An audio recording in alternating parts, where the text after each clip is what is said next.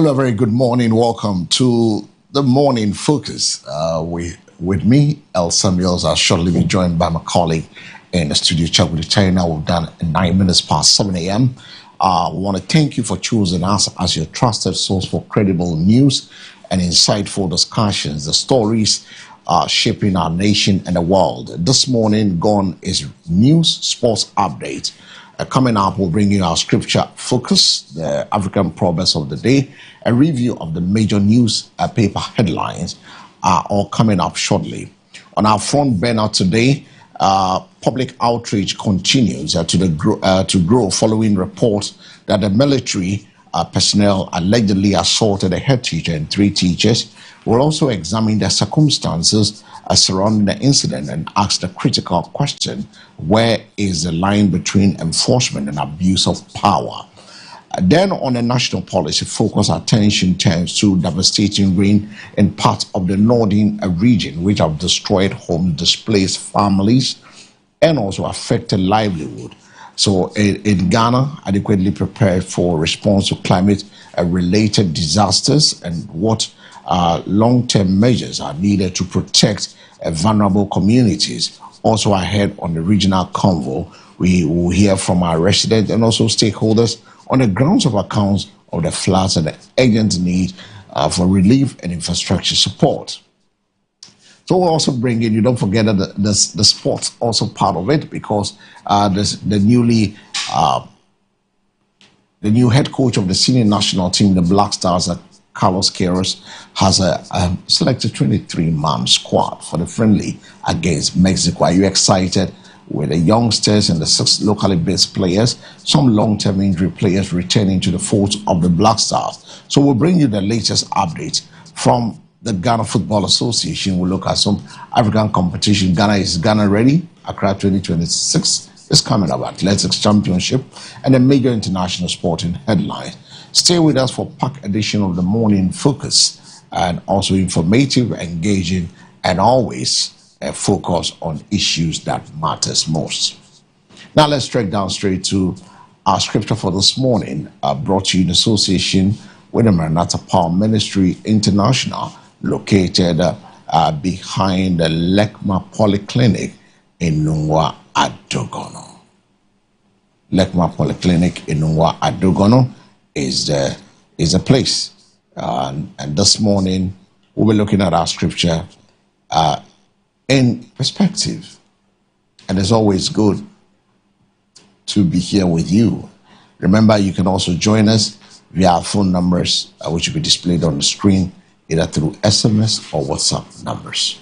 And so let's go to Maranatha Power Ministry and see what is on for us in terms of the scripture focus, the reading. The message, God will fight your battles, carries a powerful spiritual this morning. That is what we want to discuss with you.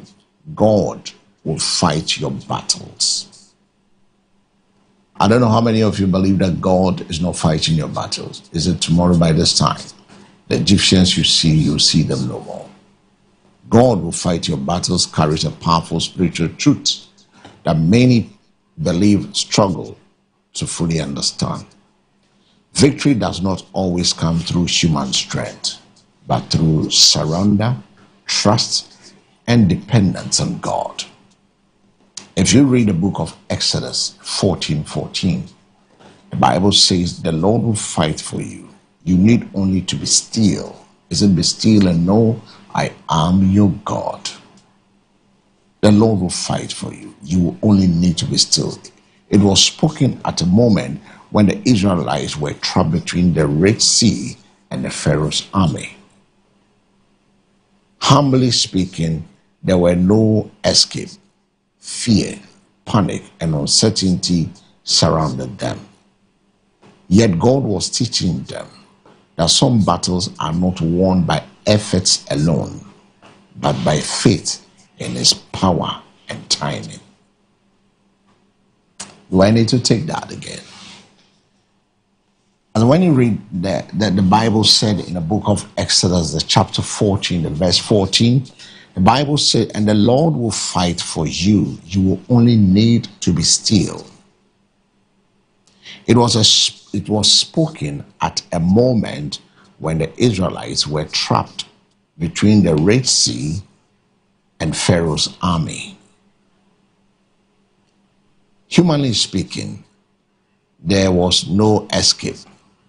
Fear, panic, and uncertainty surrounded them at that moment.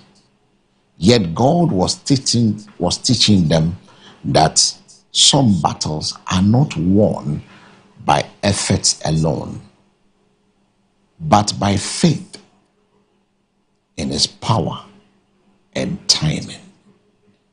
Being still does not mean doing nothing. If you read that chapter, it says, be still. Being still does not mean doing nothing. No. It means remaining anchored in faith when anxiety wants to take over you. As a being still doesn't mean doing nothing. It means remaining anchored in faith when anxiety wants to take over. It means trusting God even when there is no visible solution. Many times people exhaust themselves by trying to force doors open, defend themselves against every attack, carry burdens God never intended them to carry. But God often works most powerfully when human strength reaches its limit. The story in John 5 reveals another deep truth. The man in Bethsaida has waited for years, depending on people who continually failed him. His statement, "I have no one to help me," reflects the pain of disappointment and abandonment many people silently carry. Yet his breakthrough came when Jesus entered the situation. God stepped into the place when human support ended. This reminds us that God is not only limited by the absence of people, resources, opportunity. What man cannot do, God can accomplish in a moment. Sometimes God allows seasons of waiting so we stop depending entirely on human system and learn completely to depend on Him. Another important insight that God fights differently for man. Humans often fight with anger, revenge, pride, or fear. God fights through wisdom, peace, timing, favor, and divine intervention. Some battles are won not by confrontation, but by patience. Others are won through prayer, obedience, and consistency. The encouragement in 1 Peter 5:7 says, "Cast all your anxiety on Him because He cares for you." Reveals that foundation of everything, God's care. God's fight for His children because He loved them. His involvement in your life is not distant or mechanical. It is personal. He sees every tears, every silent struggle, every disappointment, and every prayer you have whispered in secret. The deeper message this morning is that you do not have to carry every burden alone. You do not have to understand every delay. You do not have to fear every opposition. There are battles where God asks you to stand still so you can witness His power, His faithfulness, and His glory. And often, whilst you think nothing is happening, heaven is already moving on your behalf. Amen. And this morning, I want us to pray a very simple prayer. A very simple prayer. I want you to say, Heavenly Father, I invite your presence into my home.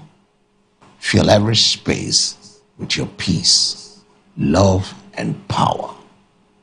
Let my home be a place where you dwell and where your name is glorified. In Jesus' name, amen. If you pray this prayer, I invite you to come fellowship with us at the Maranatha Power Ministry International. Don't forget the Women's Week still continues today at 6:30 p.m. at the Church Auditorium, the Maranatha Power Ministry International, behind the Lekma Polyclinic. Life still goes on, isn't it? So come, let's fellowship. Let's celebrate our mothers. Let's come to learn from the women of substance, the women God has placed in our lives. To be women, upcoming women, join the Women's Week. It's running. It started yesterday, running through to today, 6:30 p.m. Be at the Church Auditorium. And also don't forget Friday, we'll bring you the Mega All Night at 10 p.m. sharp. Mega All Night comes every Friday from 10 p.m. to 4 a.m. Then on Sunday, we have two services. The Victory service at 7 a.m., English service, and the Breakthrough service at 9 a.m. That is a mixed bag, Twi, Ga, and all other languages are spoken there. I want to say a big thank you to the Bishop of the House for supporting us to come your way with the scripture reading every morning. Thank you so much, and may the good Lord keep us. Coming up, we'll bring you the African Proverbs for today. African Proverb from today.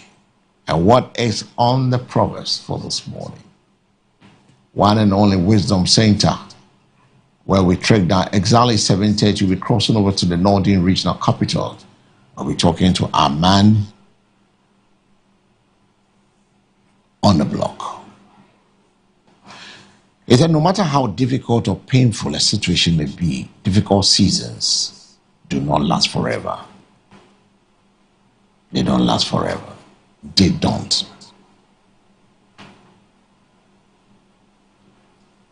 They don't last forever.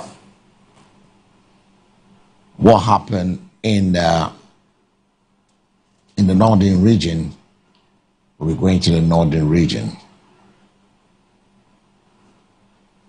We'll go there.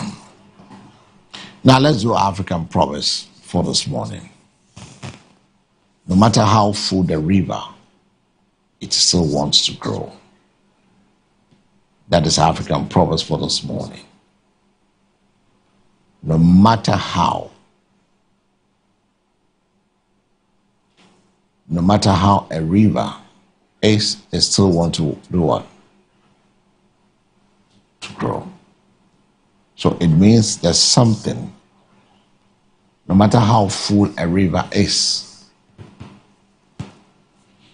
it still wants to grow. Speaks to the endless nature of growth, purpose, and human potential. A river may already appear wild, powerful, and overflowing, yet it continues to flow, expand, and seek greater depth. In the same way, life should never become stagnant because of comfort, success, or achievement. One of the deepest lessons in this Proverbs is that growth is a continuous journey, not a destination.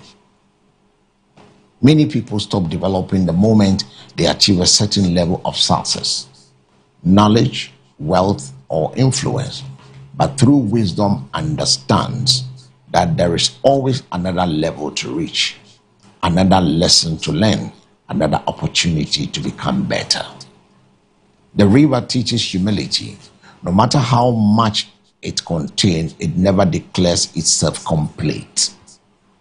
Likewise, a wise person remains teachable regardless of age, status, or experience. The moment people believe they know everything, growth begins to die. The Proverbs also speaks about ambition and vision. Rivers move forward because they are designed to flow, not to remain still. A stagnant river actually becomes polluted, but a flowing river remains alive and productive. In life, Remaining stagnant in mindset, purpose, or effort can limit potential. Growth requires movement mentally, spiritually, emotionally, and professionally. Another deep insight is that growth is natural to itself. Nature constantly expands. Tree grows, rivers widen, seasons change, the earth evolves.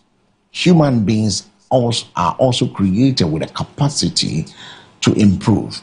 Every challenge, failure, delay, and success carries the potential to shape a stronger version of ourselves.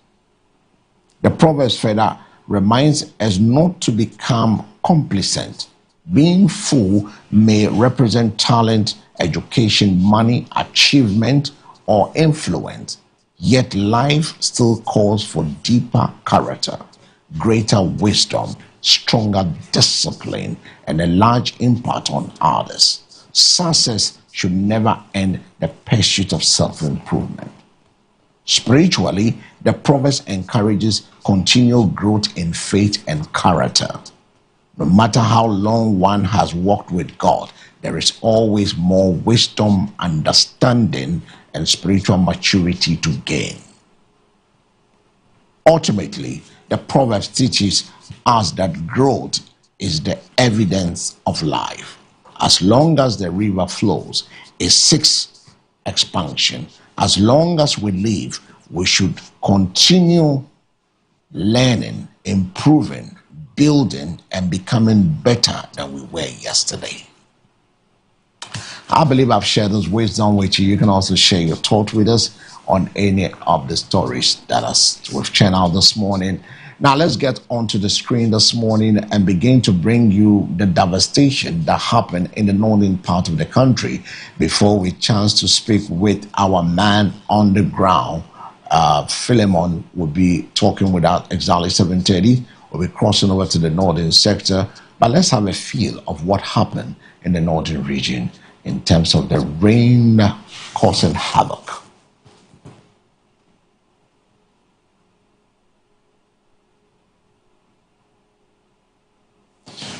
I think MCR is not ready with us now, but when they are ready, we'll get those tapes rolled out. So whilst waiting for the tapes to be rolled out, let me quickly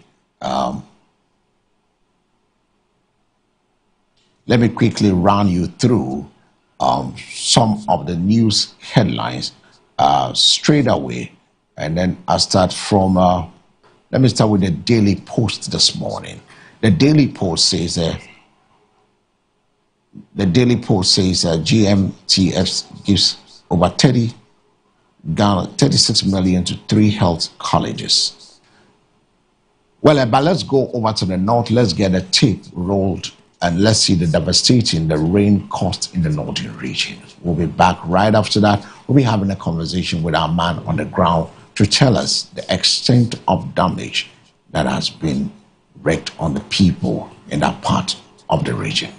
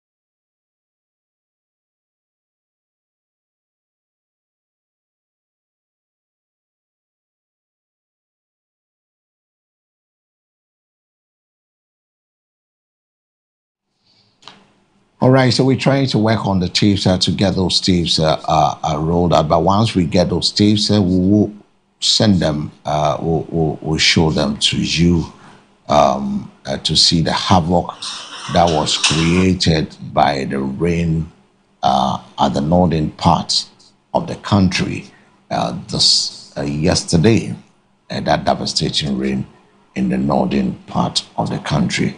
But as soon as we get the tips ready, we'll get into it, and then we will show it to you for you to see the extent of damage that was caused by the rain. We'll be crossing over. If Philemon is ready, we can cross over to Philemon and have this conversation. Exactly 7:30. We'll have two persons sitting in the studios to have a conversation with us from the NDC and then also the MPP. Will be joining us. We'll be having some more conversation. So whilst waiting to get our man on the line, let me quickly run you through the news headlines, and then we can go. The Daily Post says the GMTF gives over 36 million to 3 health colleges. Health Minister orders sanctions for health workers named in EMIS's debt probe, with a picture of the sector minister there. We do not determine disputes relating to ownership of vehicle, DVLA clarify, with the DVLA boss on the front page of the Daily Post. Now, away from the Daily Post, let's look at the stories on the Daily Graphic. The Daily Graphic said Gomua Central will be West Africa's trade hub within 10 years. Kwame Esari Obeng, MP for Gomua Central. The Mirror, Labadi Beach Hotel promises unforgettable Mother's Day celebration. Medical neglect, 7 to face disciplinary action over Charles Emise's death. Now let's go to the phone lines and speak to our man on the ground. That's a Philemon. Philemon, good morning. Yes, good morning. How are you doing today? By His grace, I'm doing well. Great. Philemon, take us through, we know there's a havoc of a rainstorm, and there was a lot of havoc that happened in the part of the region. What more can you tell us about this situation there? Yeah, so 2 days ago, a community within the Nantong constituency named as Jana community experienced some heavy windstorm in the community, which led to about 300 houses were affected in the community. And as we speak now, a lot of the members or a lot of the community members are currently displaced. They do not know where to put their head as we speak now. And a couple of houses have been destroyed just from the foundation level to that of the ground has been pulled or has been brought down. And they are now appealing to relevant authorities and NADMO to come to their aid, because if you visit the community, it is a well-known community and they are into farming.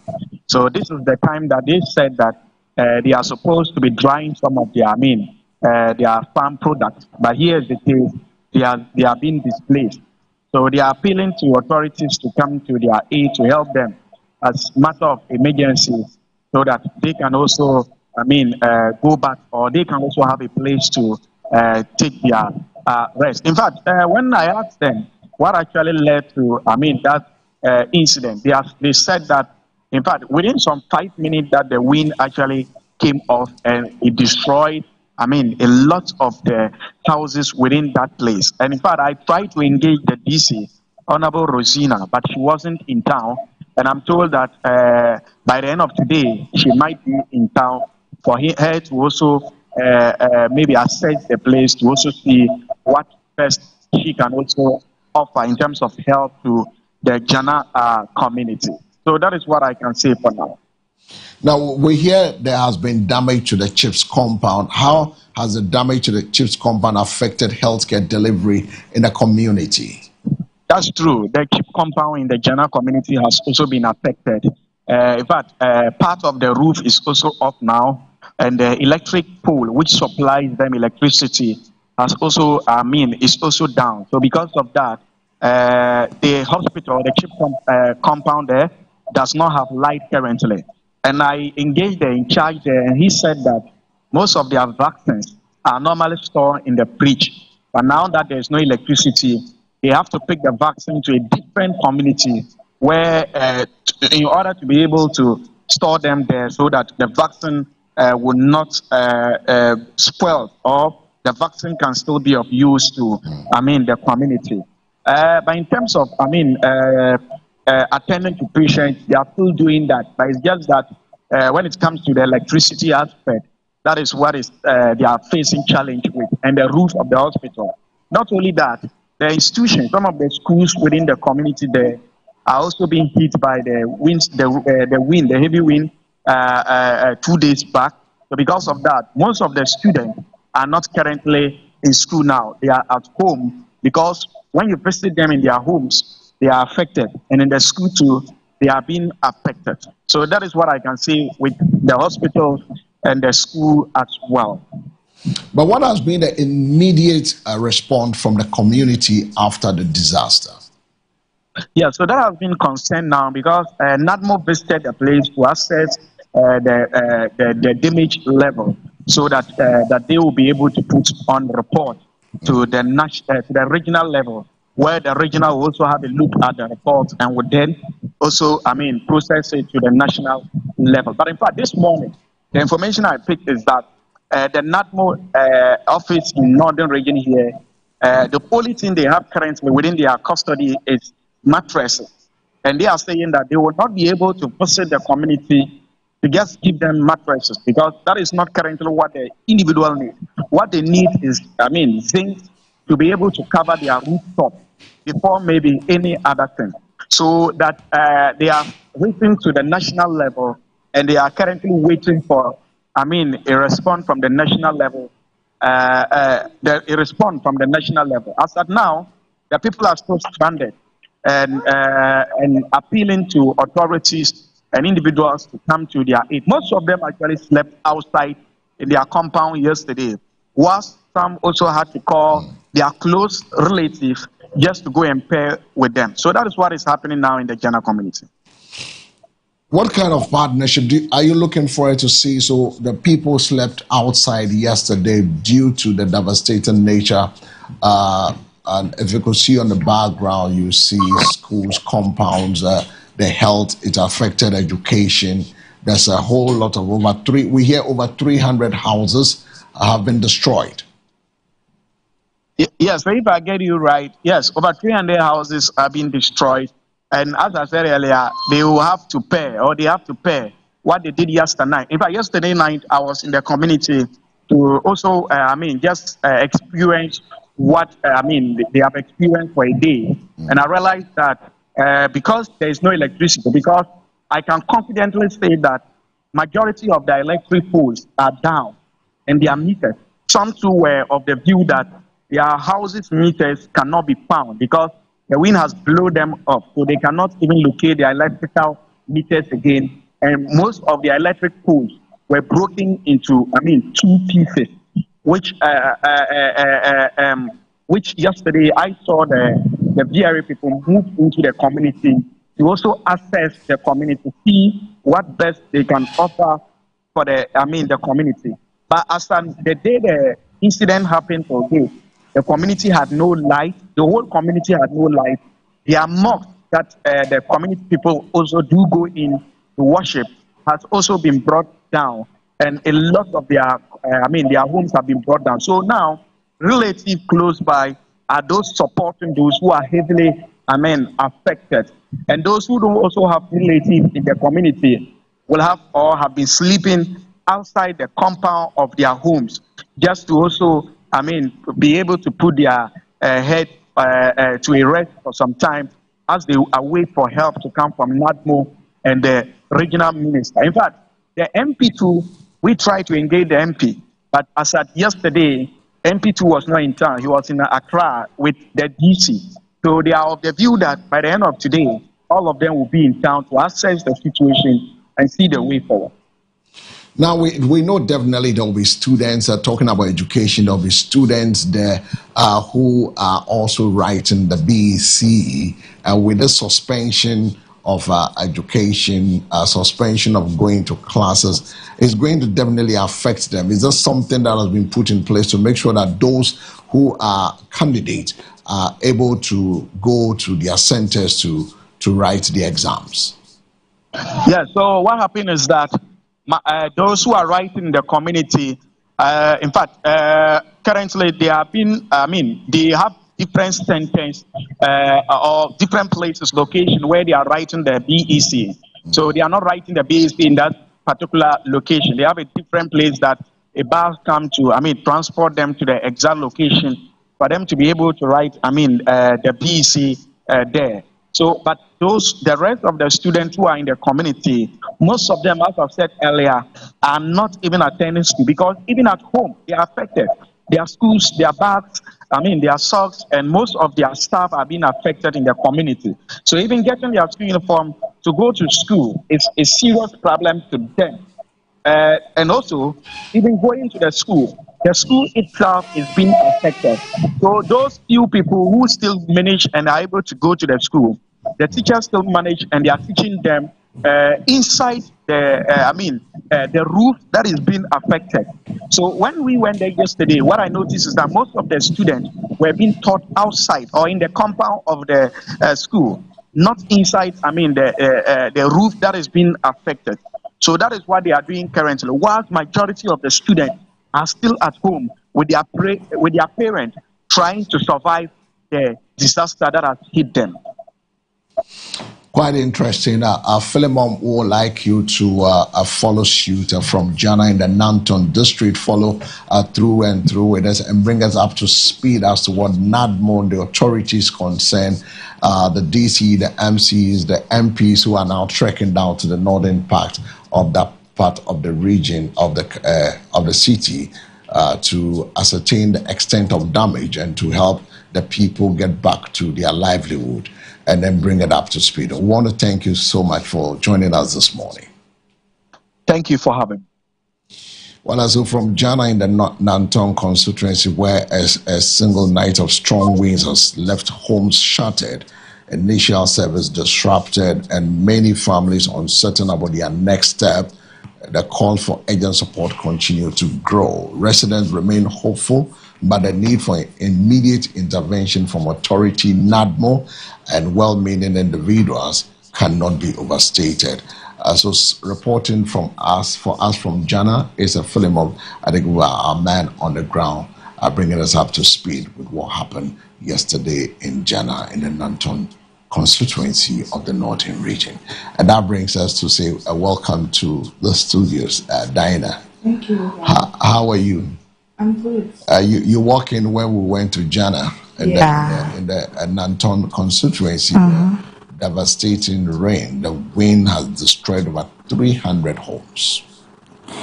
You see, it has affected education and every facet of their life. And that's a very sad story then. Very unfortunate for them to be going through such issue, and it's a difficult thing that you wake up one morning and you are just displaced like that. You are just displaced like that. You don't know what to do, and that is you have to now call people for help and all of that. And so you don't even have a place to lay your head. And so we pray and hope that NADMO and our leaders in those areas would attend to that situation ASAP, because you don't know how long they are going to be displaced, how long they're going to get. Even if someone decides to accommodate you, for how long? For how long? Yeah, so something has to be done about it for them. Something needs to be done about it. Now, let's go back to look. You have your headlines, newspapers. Let's look at the Daily Graphic. The Daily Graphic has this exactly 8. We have the two refs also joining us today. 8:30, we'll be talking to Peter Bismarck. Today is a park day, right? Yeah. And don't forget, we'll also be going to Bearfield Chrome. because today is Thursday. We'll go to Bedford Chrome as well. The graphic has a story, and with Kwame Asari Obeng, the man called A plus MP for Gomoa Central, said Gomoa Central will be West Africa's trade hub within 10 years. The medical negligence. The medical neglect is also their story. They were serving to face disciplinary action over Charles Emisa's death. they must. This They is must. serious. I said that in this The family country, can sue. when it comes to our health, one doctor, 2, 3, 4, 5 licenses have been withdrawn. People will sit up. This is serious. No bed syndrome. People will sit up.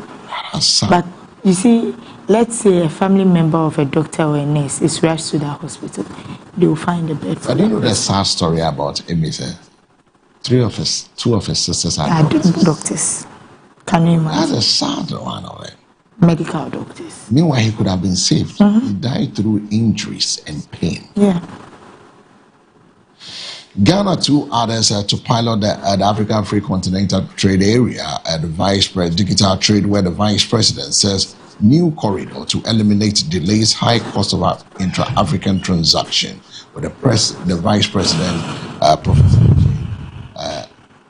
Nana Opoku Ajime, on the front page of the Daily Graphic. Right. So, away from the Daily Graphic, let's do the BNFT, Business and Financial Times. It says StanChart welcome new women-owned ventures to 8 Women in Tech Accelerator program, and government to test cross-border digital trade system with Rwanda and Zambia. The big story here says BOG pushes digital finance beyond payment.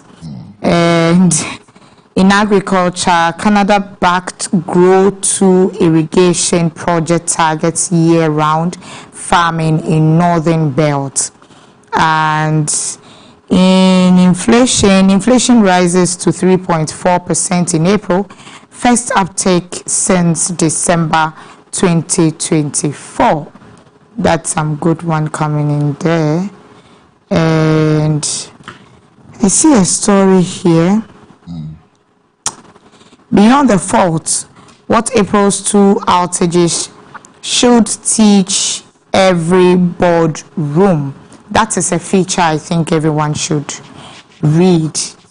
And yeah, that's it for the Business and Financial Times. All right, so away from the Business and Financial Times, let's do the Daybreak. Daybreak has this headlines, and they say Afenyo Markins jabs Iyoko over former Buffer stock CEO and wife arrests.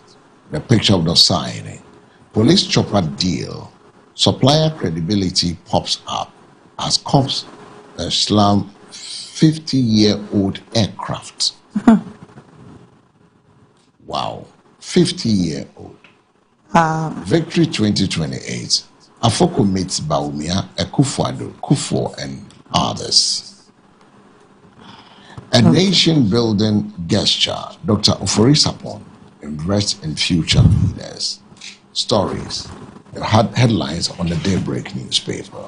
Right. The Daily Post says Health Minister orders sanctions for health workers named in Emisa death probe. Okay. The system is working. We do not determine disputes relating to ownership of a vehicle, DVLA clarifies. And the big story here says GMTF gives over 36 million Ghana cedis to 3 health colleges to train 100 specialist pharmacists, 100 specialist nurses in a new center of specialist doctors across the country. So this is what the Daily Post published today. All right, so away from the Daily Post, let's do the Metro Lens. The Metro Lens, the police declare Prince Crown wanted for murder, offer 100K reward. Page 3 has a story. Sami Uku unveils MP office, rolls out Youth Skills Initiative. Anodom Press slaps Bono Minister with 30 million defamation suit over cocoa smuggling claims. President Mahama salutes IGP Yohanou's police revamp drive. Story, page 6. These are the headlines on the Metro Lens. Right, away from the Metro Lens, the Daily Statesman says unprotected animal rights risk human rights. Barry Masapong, I think he's an Esquire, because from the picture I see there. And BOG governor says Africa must shift from access to value in digital finance. Kwesi Azor honored at Diamond Excellence Award for Rural Journalism Impact. That's good. VIP Africa must move beyond labels and build competitive systems. Ghana weighs SMRs over large reactors in nuclear power push. The big story here says win the base, win 2028 for Baumia. Paul Chumberima charges Tescon youth organizers in Bono block. Let's do the business analyst, some politics there. Says Akufo urges Africa to invest in chocolate manufacturing to maximize cocoa value. The picture of the former president, the gentle giant, John Agyekum Kufuor. Traders assured as government pledges to complete the KGT Takoradi markets. Ghana to pilot Continental Digital Trade Corridor, VIP. Medical neglect killed Charles Emisa. Committee recommends sanctions against doctors, nurses involved. Inflation edges up to 3.4% in April. Stories and headlines of the business analysts. Right, away from the business analyst, let's do the dispatch. It says, before the race for 2028 slot begins, we must be disciplined and reflect on governance. This is coming from President Mahama's top aide. That's Dr. Callistus Mahama. I'm proud to serve under a president who demands accountability, Chief of Staff Julius Deborah.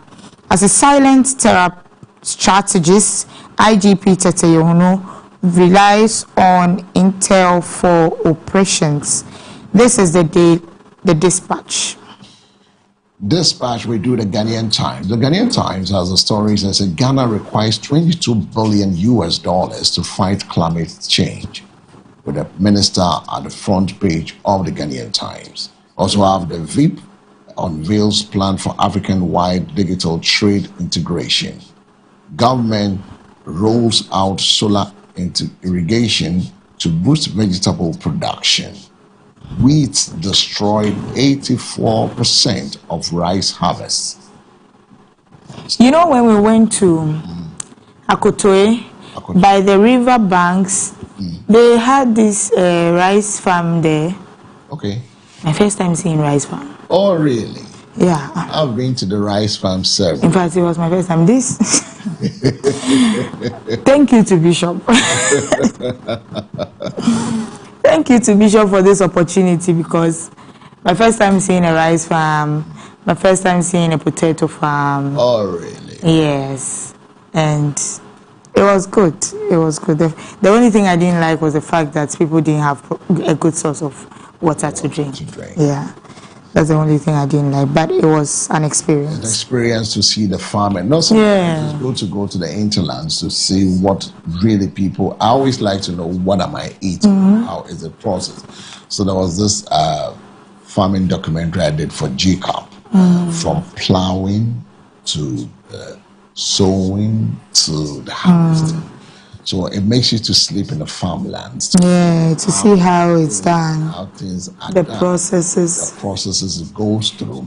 The pain they need to, and the struggles the challenges to go through, how to deal with the weedicides, how to deal with the pesticide, to make sure that what they are bringing you is not infected. I mean, before it gets to the harvesting level and how the harvesting is done. It's just an interesting process. Yeah. And it has to go through the value chain. Then you have the post. How do you minimize the post-harvest losses? All this thing comes into play. So it's a huge market that if we take advantage of it as a nation and do it well, I've always championed that. Look, if we do agriculture very well and follow all the processes, Ghana will be the Ghana we all want to see. Yeah. And I like the championing coming from the former president and the current president. We putting value to our cocoa. Yeah. It's about high time we do that.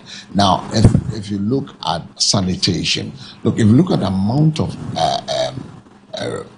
garbage and the rubbish we turn out daily, the tonnage of it. It's not a joke. It's a huge money sitting there. It's about time we begin to teach Ghanaians how to do segregation, where you have different 5 containers that which carries your plastics, your bottles, your leathers, your leftovers, so that we can get the fertilizers from it, we can get the manures from it, we can get the research. They mix everything. We mix everything. Well, because it's a huge market with sanitation. And if you look at the amount of tonnage of rubbish we create daily, look, it can create a whole lot of work for the Ghanaian youth. But we're not taking advantage of that. And we should look at this two can turn this country around. Agriculture, sanitation alone can turn the economy of that's true. We're spending over billions of dollars dealing with sanitation. And that is really something that government will have to take a look at and work towards it to be able to turn this country around. And I think agriculture is doing. I saw something that irrigation, the solar irrigation, the northern part of the country. When you enter into the central Gonja, beautiful place. Beautiful. And if you see what the former CPP leader was doing, also in agriculture, so fantastic. Okay. And I think that we need to give support to such ideas. We really have to support it. We really have to support it, because you can imagine. Yes, when we traveled in Agajajite, there's this young man. We were having a conversation. I was like, "Would you like to come to Accra?" He asked me, "What is he coming to do?" His business is here, and he's doing well. Sure. So what is he coming to do? I asked what he does, and he says he does potato farming. That's it. And once he is able to do potatoes, bring him ends meat. Says he does potato farming, he does fish. So he's okay, he's getting the money. What is he coming to do in Accra? I met a friend who is... So imagine if these people are empowered well. I always say that, look, we don't give them the money. Let's guarantee so they can get the grants to work. That's all. That's so they can expand the businesses and employ more people into their folks. So those are the stories on the Ghanaian Times, right? Away from the Ghanaian Times, let's do the Daily Guide. It says Afoko meets Bawumia, Akufo-Addo, Kufuor, and others. Military officer whip teachers in Takwa Nswaim. Wait. MCR. MCR, can you show us some of the pictures? Charlie gave Bianco for each. Hey. Did you see the caning? See the guys back. No. MCR. I didn't see the. I said that they have the pictures yesterday on the news focus. Show our viewers the picture. And your market 12. I see. I show them I there's some crane. See the guys back. MCR, get us the video. Let's see. MCR, if you have that tape ready. What a shock. I made it sad. When I saw the picture, I said, what is going on? What is this? So the military is in the news on the front page this morning. There's another. And on the address, in your address, no Yansa, there will be municipal assembly paying for, and a Hunter West municipal assembly paying for you now there. One more then, now one ma a soldier far, where Dame and Yambrasami, young two na yan for one and Fambla or your bookum. Mama ya ma for one to. Achacha fi sabe what one baby no yala mo yala ko twanso ya ma ya dwen ya ho. Gam say one yebi. Oyadale ye na ayagam say fuka ya wona de wontum na wohwehwe gam say fu no na wontwe wona so na woye ma oka oye innocent teachers are what ikuru mu. Eyi ama ehu abache achacha fi woni mu. Ema won pede wotumpo akọ school wakacha de nti yale kan de. The main teacher fee GS management one more on depend by Ibasa, Mawatum na one fan fee, 100 one home, hospital, no to now one fan share one home. ya kan de se wan ba ne dama na ya ntehwe a ono no efe kuma bi ntemu no yebotu ya no fo na moda yanso ye bia no ya ye na wonya wonim da cheche fuku no ye ku bia ya mfambra mfanhye ni sem ono nti ono nam do ma wi be ya tonsa ye da fe oye media fo de won bia mete ye na asem na wonka ebi mfamayen ayadama ano ye de mbani hye ni sem a de ye pe bia no ayanso yebotu na ya ye yesa so ye Canada ma na ye de ndase sonko ye de ma oye GS management de denara asamisi no sebe wandado mamuno otwana mon okọ oye adeosu kro no mu okọ share oye da wesi no one oye MP. So you saw I see the press and also the pictures on the screen as to how the military dealt with the teachers and the headmaster. they've dealt with them. They've really dealt with them. Oh, This is it's sad. Anyway, Kumasi celebrates birthday boy Otumfo. Otumfo, 76, right? Otumfo Nkwaso. And the big story here says ex-Bafa stock CEO denied access to lawyers. That's not fair. It's going to be a long case. If that is the case, it's not fair. Yoko, don't overdo things. Allow him access to a lawyer. So yeah, that's it for the daily guide. Away from the daily guide, let's do the Daily Democrats. Parliamentary Committee Defense, BOG. The majority side of Parliament Committee on Economy and also Development has defended the Bank of Ghana's 2025 financial results, describing the reported losses and negative equity position as the cost of stabilizing the economy during a period of severe economic distress.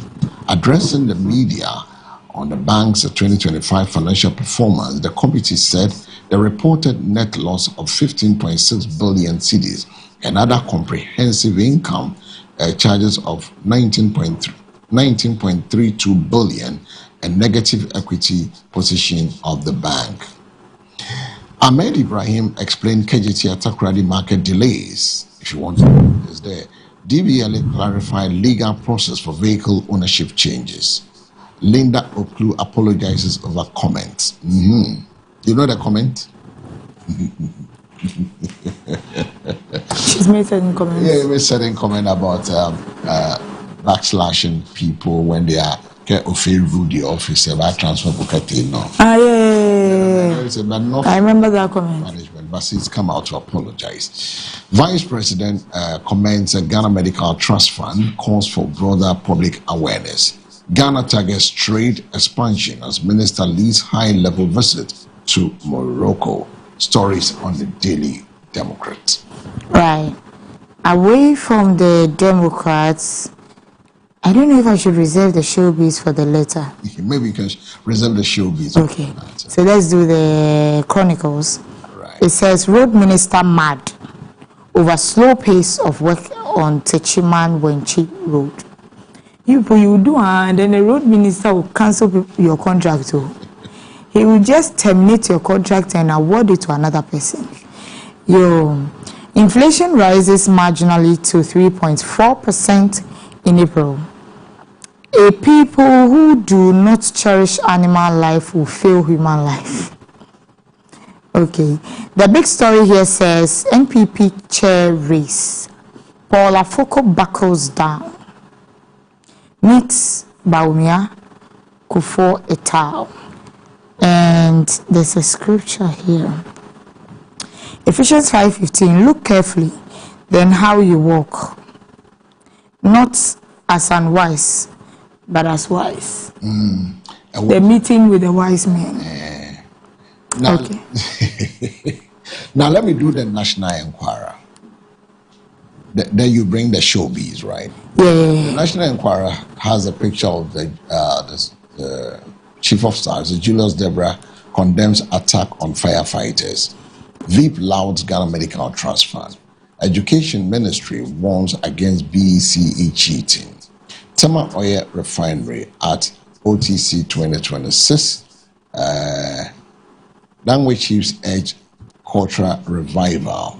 Stories on the National Enquirer newspaper this morning. So, away from that, let's do the graphic business. Showbiz, sorry.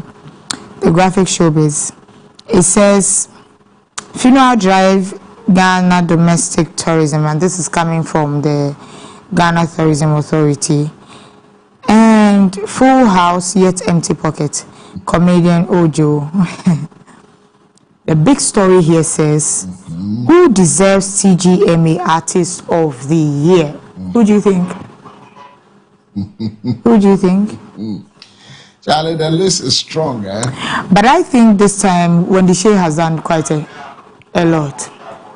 You get it? I think Wendy has done well. But I think one person too that has really shocked is Black Sherry. Black Sherry, they saw a champion. You understand? So, for me, I think Black Sheriff should get the album of the year.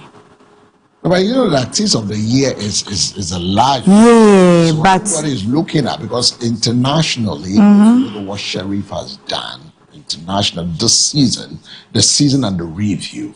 I think I will not be surprised. So me, Black Sheriff, Wendy Shea. But for Black Sheriff, I am looking at the album of the year, because even he has come out to say that he wished the artist of the year would be given to Wendy Shea. Well, that would because looking at what she has done, Wendy has done so well for herself. Yeah, she has pushed herself beyond what nobody expected her to get to the level she's got into now. But you have to put it together. Not what you think, but what the people also think. When it comes to that voting right as well. So all the people that are vying for. But landlord, landlord category way they be a so landlord and Gaza. So you will see that those 6. They all deserve it. They all deserve it. They all deserve it. But they've all pushed themselves. They've done well. They've done well. They've raised the flag of Ghana internationally. And but Blacko, they're Blacko. Blacko is Blacko. That's different. I like his videos. If you look at the videos he's churned out for the season, and the review tells you the level he's got into international. You see the. I wish MCR could give us snipes of all the 6 people. Show snipes of all the 6 people who are vying the artist of the year for the viewers to decide who deserves it. The artist of the year. The artist of the year. So that we can have Blacko is Blacko, Charlie. Wendy is the man Sarkod, landlord. That's a landlord. Landlord is there. When it comes to the gospel artists, Diana Hamilton is also a super. Manoji is also there. I bet of it. He's there. So it's really a crack show now. I mean, I'm for Ghana arts and culture. We're really doing well. We're doing better now. We're turning up very good videos as well. Good music with the good lyrics that goes with the generals we generating this time around is better off than what they so much so much. When you look at our music videos and all, you see that they put in a lot of work into it. And that's why I will agree with Sarkodie when he says that he doesn't agree with people when he tried to express his frustration and disappointment when people say music is not really a career. What are you talking about? Do you know what it takes to be creative, to write lyrics, record it? You know, gone are the days when people thought Sekubal of one and play football. That has caused us a lot of pain when it comes to footballers, when it comes to musicians, when it comes to the movie industry. People were doing movie like it's a leisure, like that's my side job. I like it, so it wasn't a commitment. When it comes to football, they played for the love of the game, but not. People didn't even want their children to play football because they feel it for the streets. No, it's for the fallouts. Yes. Then when it comes to music, I want to play. What is music? Why do you want to do music? You understand? So when people come to the university to do music, they look at themselves. Like you are not serious. And playing drum, you are not serious. But even if dance, if those see what dance is doing for people now. It's a profession. You get it? So if we have taken it from that time And we have seen that this is a profession. This is something that can be worked on. It's a full-time job. It becomes a full-time job. The country wouldn't be where we are today, struggling to. And now look at how these people are putting the name of this country across. They are doing big things. They are hosting shows. Look, football changed from 1985 when we played the Starlets. Then people begin to see that, okay, we can let us. Sana. Those playing football and those doing music, they are 100 times richer than those in the offices.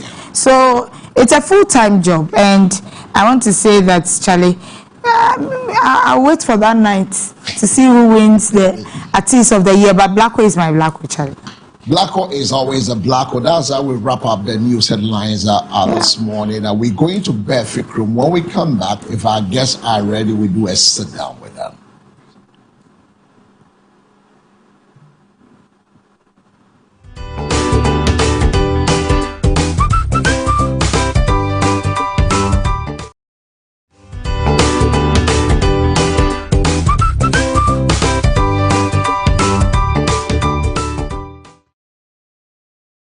Tony, Dr. Du Muhammad said, "Me country S and Francis said, Nyame nshira wo bia.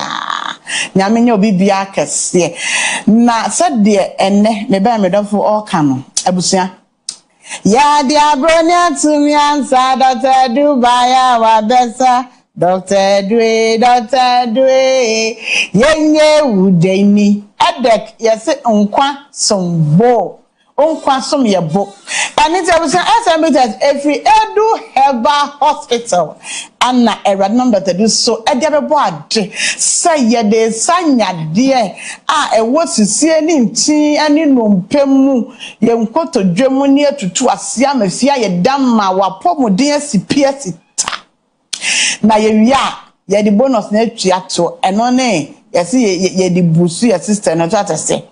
Watenga no ewu kojo tro nyane no brim no asori gina wo enti esan say enam betena se ye dey SM meters na dey mewuram because me do get na no tanya nyame aka SM abusan fa me TV so bi won wan mo gina get na no do so aka me the box empty box and everything TV so ben me da twere ampo anse se wa mo akoma tom yi se me ntwenam ka se wi amo age ne boko eni te abusan ye say e do bejo atrema adanse de nankasa na nam eno ntina meduru ya na SM no obi apesa onje emfiri mi nsem na bottom ne ba kwampo driver no ko je nam say na no Thursday me ba obi je ene dem mo bi anje ana me de aba ene nti me do foot say papa no osare no taso no kan o sese wato graphic am obi kenkan no mata no de gan kan ni nyina ma me ne mo kan ne brofum etimita na betwi translation so I say SM bitches e do de abasa ye de ba ama aware de amefie ayede ama enkoda ni age eku no mani age ama yire no so ni age enne na atemi chemli ame ma na SM bitches ba kufu one ofen kofie na mewi ade etachire nyakata na betachire de ama no boko enye ni nyina ha kwa ho ene nti sa wato graphic am obi kenkan na ye ho mita odi kan ye no wo ye bema entrance ma bema mu na wona no abomatwo man na wona mo a sister bra wati mu sa de ni nkoyi apomude ni ho sa wona oba no konhye mu a woti mu se dodo aka to be ko wantimi akọ minute ade to so no kekekeke no wantimi SM bitches ye edru asa wono mu asa wo de no wo kọ on say normal we na kata bomko pa san na ete pa boko na SM de mo akọ pa so ati e class for yourself our classroom and no anama we are na for ba na ka say wo be mem obana ma fans enya de obeyo no ka cho say de we ye ni there be ebusia so we na obana ka say de ye tumi ye ni na kire say problem wo ho yade wo ho bibi wo ni padua ni mu a enko yie bibi wo usisi mu no ma enko yie o mema ye na NCP entita na Dr. Du so say ense say wotena say emma oba ejojo wo sa na ense say wotena say ema be ma so obejojo oba so atiase emechi oba branet samento na nyojo mi na enso de nko okwa me ba so me fi be ma na beto aso eno na chese wadwuma no wa anya nwi eni ti Dr. Du say SM bitches oba nom be ma nom me pa chow wunya 18 years ya enom wo your ba wa fafura enom wo breastfeeding so a enom why you see esia freyen number no screen ni so na chere months awanya ansa na ebe mo anoma ya mawanom oba se ubu nsa na emeyi menamai se boso me so na me bu me nsa na se me ama nti se bibi ni na mo menti because menti pen bia eno na cha se wo yoba enya de boso me ne so a abusua na obi de wada ne calendar o twa se obetie ma ofie buo yansa na wakọ ne boss o se boso me asutua meka because the da wo be ye ne fie wo ne brono ne so no obi abehu say yes oboso me aso na ye ya so ene boso me na so nya te se wo tiem onya te se wo ntimi ankwa dwuma o wo ye so da dem oh wayare oh ene na boso me aso oni calendar o do wada ne calendar madam emo bi fa na ne calendar wane dem buoi aden e bra SMB te so se beboa wo ama watimi abu nsaboko ama black cloth ni nyina anane abesia ko kama wonti etiam obi a mpota wabu nsa so we oba na abu sana bi aba kama wankasa na ma feel comfortable wutim sa wankasa no ohun yo de because se free ya ho besen kwa wona wotu so ye fu mu aye odin ohun ni pedua ni mu aye odin because se eye ba na ebetom a e ma o sign no se ba na ebetom e ba betom ko fra abusunya nya easy won so na ma abofron woni e ma se what is into so rough not me se bo na ama eno wa hu se why ready se wo be wo eti no ma science na se wo de na nya ba na ebetom bosome mienu bosome miensa o meseson emma e wo branso a wonyem a abusua pe SMB test na no wo don se ni na ba besane abese akọ ama nwato afenso no se wonya o menses from day 1 about 7 days afe to asokono na so te ba 6 days so te ba 5 days 4 days e was so mo sa ho say dia aka na embae no e wo hefa aka ho akawa ya ase wo enti awasa wonom SMB test na enani moja SMB test na ni moja ebe na ne de aka ho na aya clotting na abobo ntonto a na ebe da ne fibroid ana se ebe ye bibi aya sisi aka wo wawudie nim no ebe na ne na fi wo ama na bese akọ na wo ato afi wo na mo say yes wo do say so boka say yes be oba efi ono yo oba na bese wo fa nyinsa ya SMB test na ni moja no ama de sisi a wo de na no akwan ni nyina bese ko wi a obi wo say afi pa na dem na wa fa afro wa wo de na to me na say dem hadwin o do ba to ka won so ba na be hadwin o fie e na no ma bi so de ba to be ne ba ne ye nti asase say din no agba ni to di within 2 months dem fi asase ebusia o wa fa about me to atase SMB test nti e kasa na eni age because ye de ensese ebo ebi say ye adwuma kese adansi dia e ba SMB test no do so enti na me kan farm on say to be ma o yire to be ma okun na entu ya de ase because mo no a ye adwuma 15 butrim na ne na mo honam onam ye de obi adwuma tumi so wotimi de adwuma e wo abonten ko office atimi ye adwuma kama osisi nim atimi ya kama e clear pent ne bibia wo osisi nim enu nkoto dwenim nyina firi wo woti adwuma yi ama ho ato na akodem so a eno ya friend side effect friend side benefit because no madro ni wi ado benya na ekire no eno kwampo na dog so bonus no na ya na ede obi koto adua na wa anto so a what aduane na tua ka bi no pento so wa anto ne so a say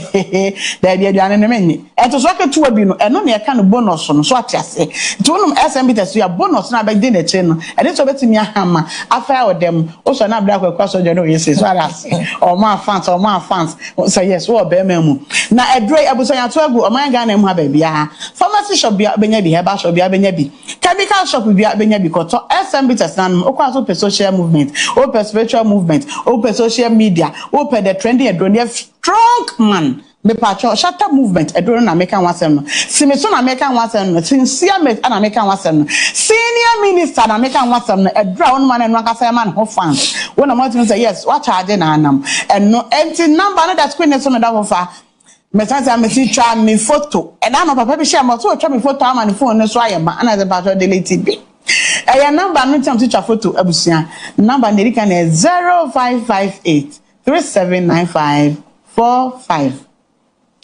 0558 379545 and you the filler according to Dr. Edu. Second number is 0201 044 221 0201 044 221. Last number is 0243 989368 0243 989368. Number 3 in Namedafo fra Eba Edu Heba Hospital. Na enu edi nkomo kan how chain wa bada bridge wukojo to me pacho frɛyɛn ne no nkasa na ɛdro free Edu Herbal Hospital aneba ayaresa bia busuan yakwadare ɛwa yarehwɛ nya yaresa nyina mu yetu stroke kwase ɛma obi a oyare stroke ada hwache na obi a wɔn sɛ de edu no tɛ na chi nyina yekuro ya bɔ ne pampers ababa wa fedu ansɔre no yi pampers no ne ɛkɔ no ɛho asɛm ana meka ɛne te sɛ stroke no ache nipa no ato wache no fa ne brain mankasim ba fikrom ɛwɔ na headquarters no ɛwɔ abusua odo mankasim station a ɔsɛ okɔ ba fikrom ɔbɛkyɛ ɔka we fro na bra obedu wono ma abusua yɛbɛhwɛ wo ama ɔde hyɛ no ne ho atɔ no kama yɛ what ne nso emu ɔfɛ emu ɔde obɛdɛ mo sɛ yes wo da fie wo da yaresa bia nso asa wo odwodwo ho hotel ba bi because yɛayɛ no VIP was ana normal was ubewura mu nya afi na akɔ yarefo a waba yaresa bia na afi wo kogya na no akɔ salai amba atɔ yɛ hɔ yɛ nya sa wo wankasa o facility ne bibia yɛ intact o toilet and bath shem anything no bibia ayɛ kama o change o patient ho a obi nyina wa wo hwɛ obi wɔ no ma je sɛ yɛ kofa enipa bɛ tɛn bɛ salai wɔ n'anim sɛ de bɛ yɛ change ne ho do da ne nkyɛn no onhu ne ho mepa twɔ Edu Herbal Hospital yɛ ntisa ya ma obi ane what o so any wo de usika ekuta won eho adwuma na ebe ya ma ho anenti no medafo to bekafa nipa na ne ho atochema no bibi ha no fa ne brain wo Edu Herbal Hospital na Awurade andom ona doctor do so de nubra nua ha ban ene dua hini efa yade biada etu ase anenti enya stroke kwa na yesa yade biada sente hye wa na ye wa eno de me boso because na no pani bi de ne ba bre me na me mani ba kwa nso me yam hye me utimu se asma na won ne ho ache but Awurade adom odu Edu Herbal Hospital last week utimu se ye stabilize ni we na bibia e kama edo no anapa me sori ya na me sempacho mo te say osanyame adom efri na no e ba ne Thursday no ma bi sa na afi me ho atom na me ho ayem de won se o ye adwuma wie na hu emfaso hu sade na akọ na koyesa na ho aye wo de enya de wa ya wie na afi wo wi na yam hyehyɛ sade am ye be fa na emfa edrebe ya na enye yi enya try and error ewo Edu Herbal Hospital ebusuafo ye ma wodro na ye de ensese eboka se dro na de ma ya de ye ewo osui eso adro ni na wotwe asebetu na wotwe menu asebetu na wotwe me ansa asebetu ampanso me bedu wono na wato asori a wokọ wuyi achia kwa ochia osimi machia na wokọ ba bi enne ne ya de bi a etete wo emmema na mokọ dwaba musimi mumu na nkwada ahuri agire mumu na ye tisi so ewo mumu mepa moncho Edu Herbal Hospital edro papa ho no ma oba ebeba ama ho ato mepa acho enya yaresa bia oba ye ma odo na ene kochina kobra ansa na wayo ye machine sakase egu no mabusuan oba ye de be exam efru trimesu nase ne on say yade no efri ya na eba e ha ene ha eje do we ne de be ma na ewia emu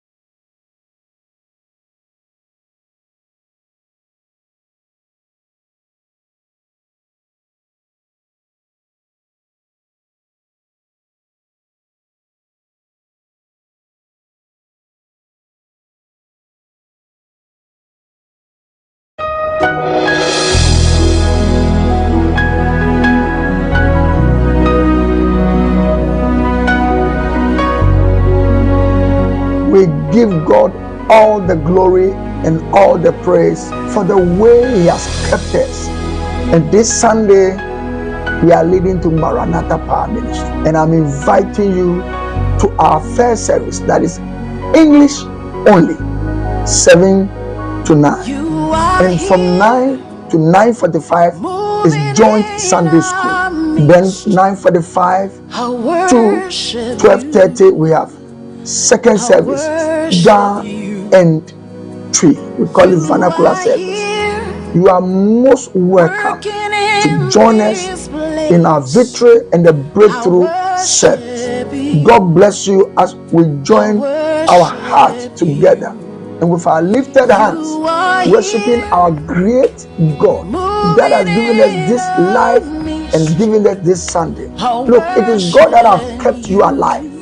According to Psalm 30, verse 3. Oh Lord, you have brought me life up from Sheol, from the place of the dead, and you have kept me alive, that I should not go down to the pit or the grave. God bless you. If you want any information, telephone numbers on the screen, please call. For any direction, you shall receive help. God bless you.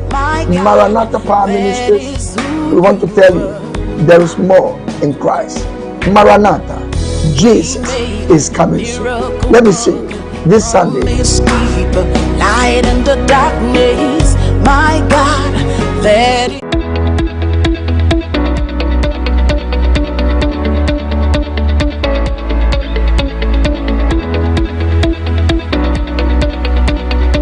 I invariably find myself in a state of complete and thorough satisfaction, knowing perfectly well that learners of Glory Hill Academy are in safe hands.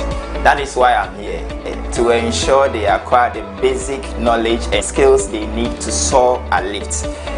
So probe no further, Glory Hill Academy is the best place to be. We offer you complete facilities and a safe environment where your world is free to excel and grow.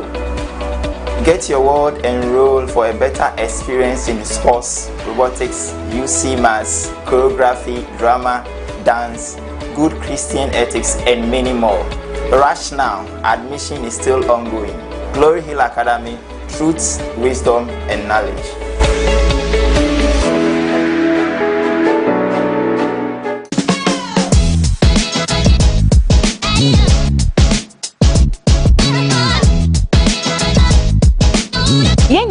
Say about the heartbeat of entertainment and one the ultimate show with AJ Barker.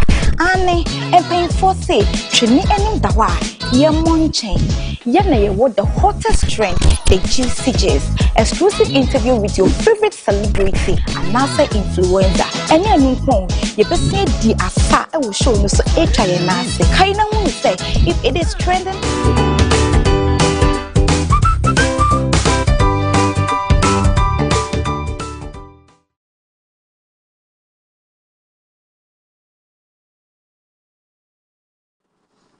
All right, so welcome back. I welcome you back from the Barefoot Room, bringing you the SM and other alternative medications that is provided locally. That we call it the herbal products that supports our health.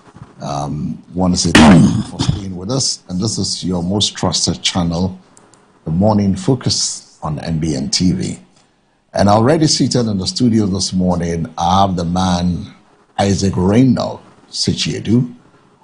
He's a communication team member of the Crowell constituency of the opposition New Patriotic Party, the XY administration. Good morning. Good morning, boss. Which one would you want, Randolph or Isaac? It's Isaac Randolph Sichiedu. No, so that's what I'm saying. So how do I address you? So is the Isaac that comes first? I should use the Isaac first. Yeah. I shouldn't use Mr. Sichiedu. No. Isaac Randolph Sichiedu will do. And then also, my time is about to end, so let me chop my post small. I'm the communications officer. Oh, okay, right. Or not the team member. Okay, so he's a communication. So you let me chop my post small. I'm just left with about 2 months to leave, so let me chop my post small before I leave. Also seated with us, he's from, is that Lajokuku, right? Ladadekutu. He's a communication team member from the ruling National Democratic Congress, the NDC, and also doubles as a youth activist, Joseph Tete. Everybody calls him Joe T. Very good morning to you, gentlemen. Good morning. It's good to see all of you. Thank you. This morning, for us to look at what will help us,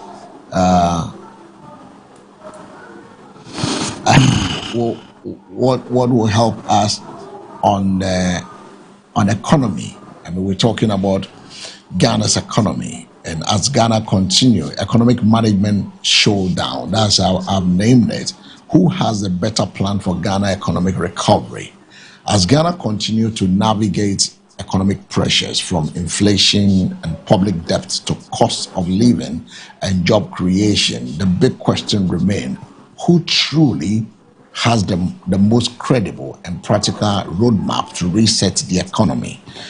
With competing versions from the major political actors, Ghanaians are being presented with different strategies on fiscal discipline, revenue generation, social intervention, and long-term growth. But beyond the promises, which plan is realistic, sustainable, and people-centered? Today, we put these ideas to test. We want to examine the policy proposal, the track records, the real impact on businesses, household, and the broader economy. This is not just about politics. It's about livelihoods, stability, and the future direction of Ghana's economy. So stay with us as we break it down this morning with my team here.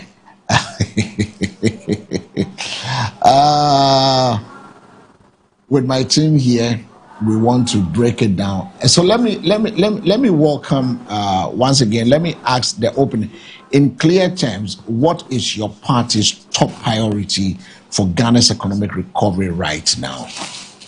Let me start with it. Do I start with the ruling government, right? Let me start with the ruling government. I mean, in clear terms. Yes. What is your party's top priority for Ghana's economic recovery right now? Thank you so much, and a very good morning to your cherished viewers. Yes, so far so good. All that we can say is there's been an ongoing transformation. If you look at our economic sector,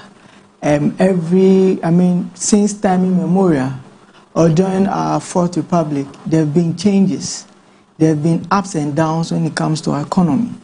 But what really actually makes the difference in our current dispensation or in our economic term now is improvement of livelihoods, where this current government there have been a lot of ongoing transformation with our financial policies and in our fiscal discipline. So I must say, so far so good. We've not gotten there yet, and I'm not here to be extremely political without neglecting or saying that we've got it all right when it comes to our economic policy. But so far so good. All that I can say is there have been an ongoing transformation. Lives have been transformed. Jobs are still ongoing to be provided to the youth and to the entire country as well. So I believe so far there have been a lot of fiscal discipline, there have been a lot of interventions, and there have been investments to be able to salvage the growth of our economy. Thank you. Well, can I ask you the same question now to Isaac? Can I ask you a similar question as to whether you believe that the current direction we are going as a nation is something we can look out for in terms of the economic transformation, the resetting agenda? Is that something that the MPP, in clear terms, what is your party's top priority? Why should Ghanaians trust your plan? And I'll come to that, but I want to find out from the MPP, what is their topmost priority for Ghana's economy right now? Very well. And first off, like we always do, I would like to give thanks to God for giving all of us the opportunity, yourself, myself, and then my brother. This is the first time meeting him, or even seeing him. This is the first time. Joe T. All right, very well. So now, anywhere I go to lab and I hear Joe T, then it means it's him. Very well. Once you enter to Dade Kotopo, all right. I hear Joe T, it means it's him. Very well. Very well. This is my first time meeting him, and I say good morning to him. We are all grateful to God for the opportunity, and then also grateful to the Bishop Noble for the opportunity. Yesterday I saw a flyer on our Presbyterian platform about your Mother's Day program. Yeah, the Women's Week. Yeah, the Women's Week. And then we have one of our Reverend Ministers, Reverend Mrs. Ojema, Hannah Ojema Boche. On it. Featuring, yes, on it. And then I said to myself that my Reverend Osofo Ojema Boche is coming home because Maranatha is a nest of Presbyterian Church. We all do teaching. I've said the time and number here that I know that Bishop Noble is a Presbyterian. Also, to greet a good sister of mine who is watching us, Lydia Kwachiwa Sechiwa. She's my sister. She's a very good woman, a woman of God, and she's a very noble person too. And then also to greet my controversial NDC friend, Christian Tete. Christian Tete. He is watching. He was online with us yesterday, but unfortunately we lost him. Very well. He is watching, and I know that he will see everything bad with me and everything good with my brother, but it's all part of it. Christian, I know. I greet you. I hope. I greet you. I greet you. I greet you. If you allow Christian to call, then it will be 2 against 1. But I will take it like that, no problem. Oh no. But it's just saying Christian can call, and no problem. We are not here to do a debit and credit interview. We are here to share our views, and it doesn't matter who is on. Also to say a good morning to my constituency chairman, Chairman Atajima. Now, on the economic terms and just opposing it to what the NDC is doing, I don't think the intention of the NDC is to run the economy bad.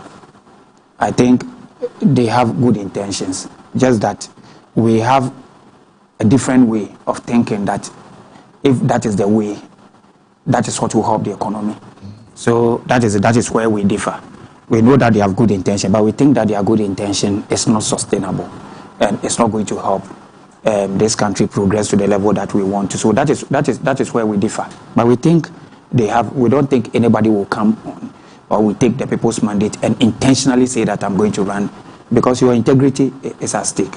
You have to defend yourself. So that said, I think for us, what we believe in as a conservative party, as a center-right party, is that we believe in that we run the economy for prosperity for all, where everybody has access to funds, everybody has access to be rich in its own level, at its own level. And then also we cushion the private sector to drive the economy.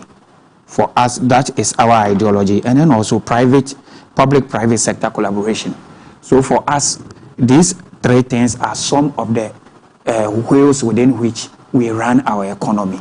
So everything we do centers with helping individuals to stand on their own. And then also helping the private sector, so that the private sector, because the private sector employs much more people than the public sector. So when you empower the private sector, you are helping your own self by taking the burden of unemployment off your shoulder. And then also, because government has a responsibility to perform, or government has a responsibility to make sure that the economy is being run well, things are going on well, we most times partner with the private sector, who most times has the funds and then also has the time to get things done.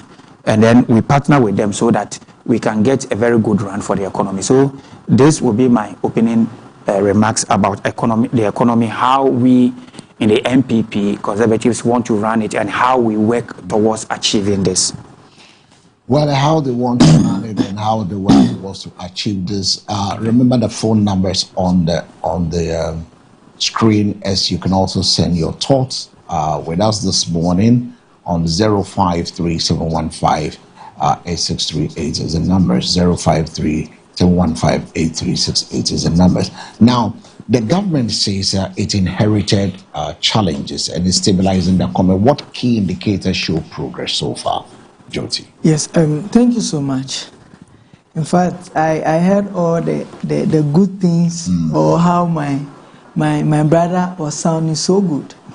I mean, we are not here to attack each other, but I'm just here to put up the background fact that speaks to it, and for Ghanaians to judge for themselves if indeed what they are saying and comparing to what we are also doing, who is doing the talk with actions, or the one who is doing talk with no actions. So clearly, now these are the background facts. Ghana's economy went through a major crisis in 2022 with high debt, high inflation, cedi depreciation, and a loss of access to international capital market. This is according to the World Bank. And in fact, the World Bank notes that Ghana's debt to GDP reached 92.4% during the crisis, based on performance data growth. And so that was 92.4% during the crisis. Now, based on performance data growth, according to the IMF, as I'm speaking to you now, that is between 2024 to 2026. The performance data growth later improved, that is under the NDC, to 5.8% in 2024 and 6% in 2025, with inflation falling to 3.3% in February 2026. This is according to World Bank. Now, what we are all saying is that the NDC, our economic showdown between NDC and NPP in 2024 and 2026 centers on constructing philosophies. And it's so clear that the NDC, we have proposed a structural reset. And in that, we've emphasizes in consolidating our gains from basic performance data. And if you look at what is happening, the NDC's approach is built around economic reset, job creation, tax relief, infrastructure, and state-led support for productive sectors. These are our key policies that we've been able to initiate. One is the relief for household and businesses. Under this Mahama administration, we move or to scrap off the e-levy, the betting tax, the emission levy, and then the VAT on motor vehicle insurance and other taxes that government that has actually brought a lot of hardship and reduced the and has brought a lot of hardship on Ghanaians. And today, based on this scrapping of these obnoxious taxes, it has been able to reduce the cost of doing business, and then also it has improved disposable income. Secondly, we can also talk about the investment in the big push infrastructure program, where we've been able to have a lot of investment in our country, and clearly you could see that there've been investment. In terms of interventions, governments have been able to invest or done a lot of interventions to be able to help both the private and then the local sector and the informal sector to allow people to be able to start their business and be able to invest. Another one is that if we're also coming to talk about the proposed 24-hour economy, which has encouraged businesses and public institutions to operate in shifts, and then also it has also to increase productivity and support export and create jobs. Clearly, these are the few interventions, these are the few policies that the NDC has brought on board. And looking at all this, based on all these interventions, we've had a recovery, we've brought up a recovery plan that has not only promised innovation, but it has also corrected the weakness that created a hardship. Now, most of these economic interventions or the recovery plan that we've been able to put up, it has actually enforced or it has actually brought back a lot of transparency, one, and two, proper accountability. And it has also opened for investor friendly for our investors to be able to come in and to invest in their businesses. So you could see that so far, we are not saying we've been able to settle our economic, or we've been able to solve the economic problems that is happening to our country. But then we can see that there are ongoing transformation. There have been a lot of interventions from the government that at least has brought relief to businesses, for people can be able to run their day-to-day businesses. There have been challenges, yes, we admit, but then we are also making effort to make sure that we solve those challenges to bring a very resilient economy where each and everyone can have the opportunity to invest, can also run their businesses day in, day out. No, but let me do a follow-up with you. Yeah. I mean, the opposition argues that the ordinary Ghanaian is not feeling this improvement you're talking about. How do you respond to this? Yes, we agree that if with what they were saying they are not feeling it, but I don't know which measure they are using to measure they are not failing. Because if you are looking at most of the investments we've been able to make so far, there's been a lot of the inflation rate has fallen, even though it has not, they may say it has not affected the life, but you could see that there's some level of economic friendliness and ongoing transformation within our country. Or you could see that now people are a bit relieved compared to the DDEF under their governance, compared to the debt restructuring that they brought, that has actually caused a lot of businesses and investment to actually go down and be destroyed, and people were massing and demonstrating here and there. But you could see that now there's been a trust. We have reinstated trust in the lives of Ghanaians, and he himself can attest that there's been ongoing transformation. We've not gotten it all right, but then we are trying. We are pushing in. We are trying our best to make sure that you can be able to salvage the economic problems or challenges that the government inherited. Well, let me go to Ike. Ike, interestingly, your party argued that the economy is worsening. If you look at the pressures that are being held by those in parliament and then the leaders of your party, what specific evidence supports your party's position on this? Very well. And my brother, when he was starting, said that our debt stock or something went to about 90-something%. Yeah, he said 92 or so percent, if I'm right. World Bank. Okay, so that is according to World Bank. Confirm. No, but oh no, you can confirm. Oh no, I'm not. You our debt stock. When the NPP was leaving power in 2024, our debt stock was 726.7 billion. We know that now it has come down, but it has come down. But our debt stock when we were leaving power was 726.7 billion, which was the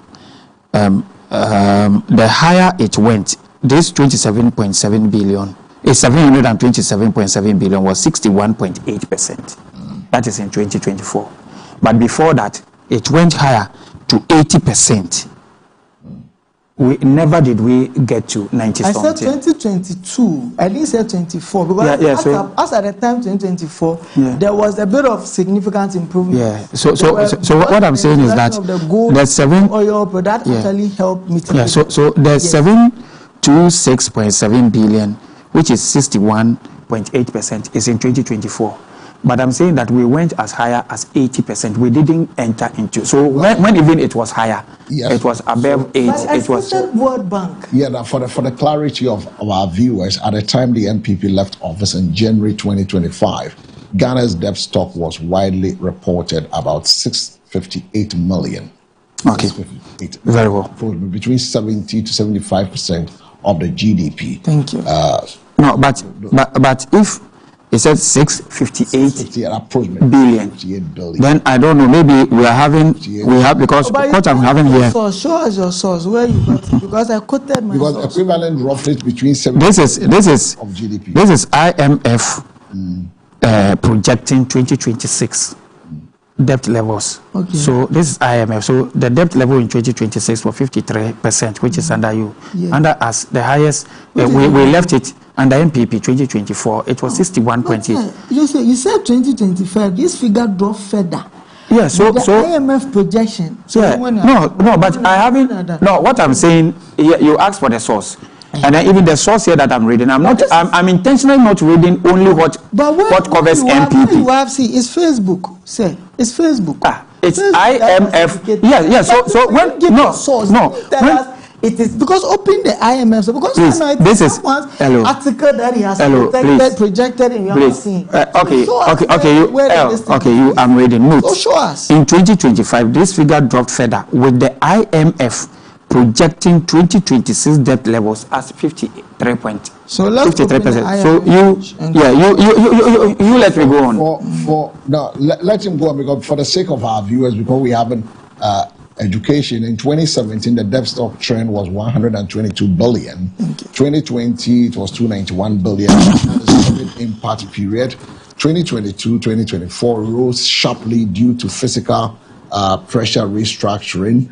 And 2025, it ended the tenure to 600 plus billion. That is 658 billion reported. Now, the key highlights were the COVID spending and revenue shortfall, energy sector debt, financial sector cleanup costs, domestic and external debt restructuring, DDEP. The Ghana entered into the IMF extended credit in 2023. Very well. So debt was used to stabilize the economy and protect the jobs during the global shocks. COVID-19 and global economic relief heavily influenced borrowing. So that is the main justification by the MPP. Very well. Well, and these justifications are all practical things that all of us experienced. We experienced the COVID difficulties. And look, one of the things that he mentioned DDEP as part of the negatives of the MPP. Oh, you can let your producers go. What President Mahama said about DDEP in 2026. President Mahama said that DDEP has helped the economy in 2020. So we took the bullet, but you are getting the fruits of it. And that is how it is. Sometimes somebody plants and somebody takes the fruits of it. That is the way it runs. So when we will only come back when you try to pin us with the same plant that you are bearing its fruits, whilst we took the bullet for it. So President Mahama had made a statement about DDEP, and we all know that it was our time that DDEP started, but we didn't benefit from it because we weren't in power. So by the time that you were getting the money, that is what you are using to run the economy. Now, let me go on. We all know how the economy was before COVID, and we all know what happened in COVID. Now, today, there is no COVID. There's no crisis. The ports are working. Everybody is working. Freight is going on. Business is being done. Yet the NDC government, with the good indicators that they have given us, are not able to pay nurses, are not able to pay teachers. Today, the market women themselves are saying that people are not buying their wares. But you remember, and viewers and listeners will remember, that even in COVID, when our ports were shut, when there was no business done for 1 year, MPP paid teachers who weren't going to work for 1 full year. They were home. Every month they were withdrawing salary. Nurses were being paid. And even nurses that we described as frontline health workers, their pay was increased. The military, the services, they were all paid. When port was shut, economic trade wasn't going on. Today, under this good economic indication, all these things are going on. Yet, the government don't have money to pay teachers. So if this is the good economy that you will be touting, no problem. Teachers are listening. Nurses are listening. Our market women are listening. Today, rice farmers are crying. Soya beans farmers are crying. Yam farmers are crying. Look, if for you to everything NDC is doing is to appeal to the optics. The NDC thinks that when they artificially hold the dollar and then do things to bring the inflation down artificially, it helps them because that is what they will quote to the people. Oh, dollar is stable at 11. Oh, interest rate is 3 point something. But what is the good in interest rate coming down? Whilst electricity prices, utility prices goes up. How do you, what's the correlation? What is the link? Because all these indicators should have effect on our spending. So if despite the downfall of it, if despite it coming down, which is good for us, and still prices are being increased, then what is the essence of it? What the NDC is doing, like I said the last time, is that they are taking money that could have gone to people and using it to support these indicators so that the indicators will look good. Look, the day NDC start paying contractors, the contractors that they owe, that the government owe, the day they start paying teachers, paying nurses, we will see where these indications will take us to. So all that we are saying is that these indicators are artificially short. What MPP did was that we allowed the economy to run so that these indicators will be based on how the economy is running. We were paying teachers, we were paying nurses, we were paying contractors. So there was money, liquidity, there was money in the system. People's wares were being bought. And today, it is the market women themselves who are saying that at the time that they said MPP is bad, when they come to market, people buy their things. So why is it that today, if they say that the dollar is down and the inflation is good, people are not buying their wares? At the end of the day, we will come here, we will speak our own truth. I will speak my truth, he will speak his truth. But it is the Ghanaian people who will judge between us, who is representing them by saying what exactly affects them. So for me, whatever the NDC is doing, they are doing things to look good. They are in the public side for optics. That, oh, this is what we are doing. But in effect, you see,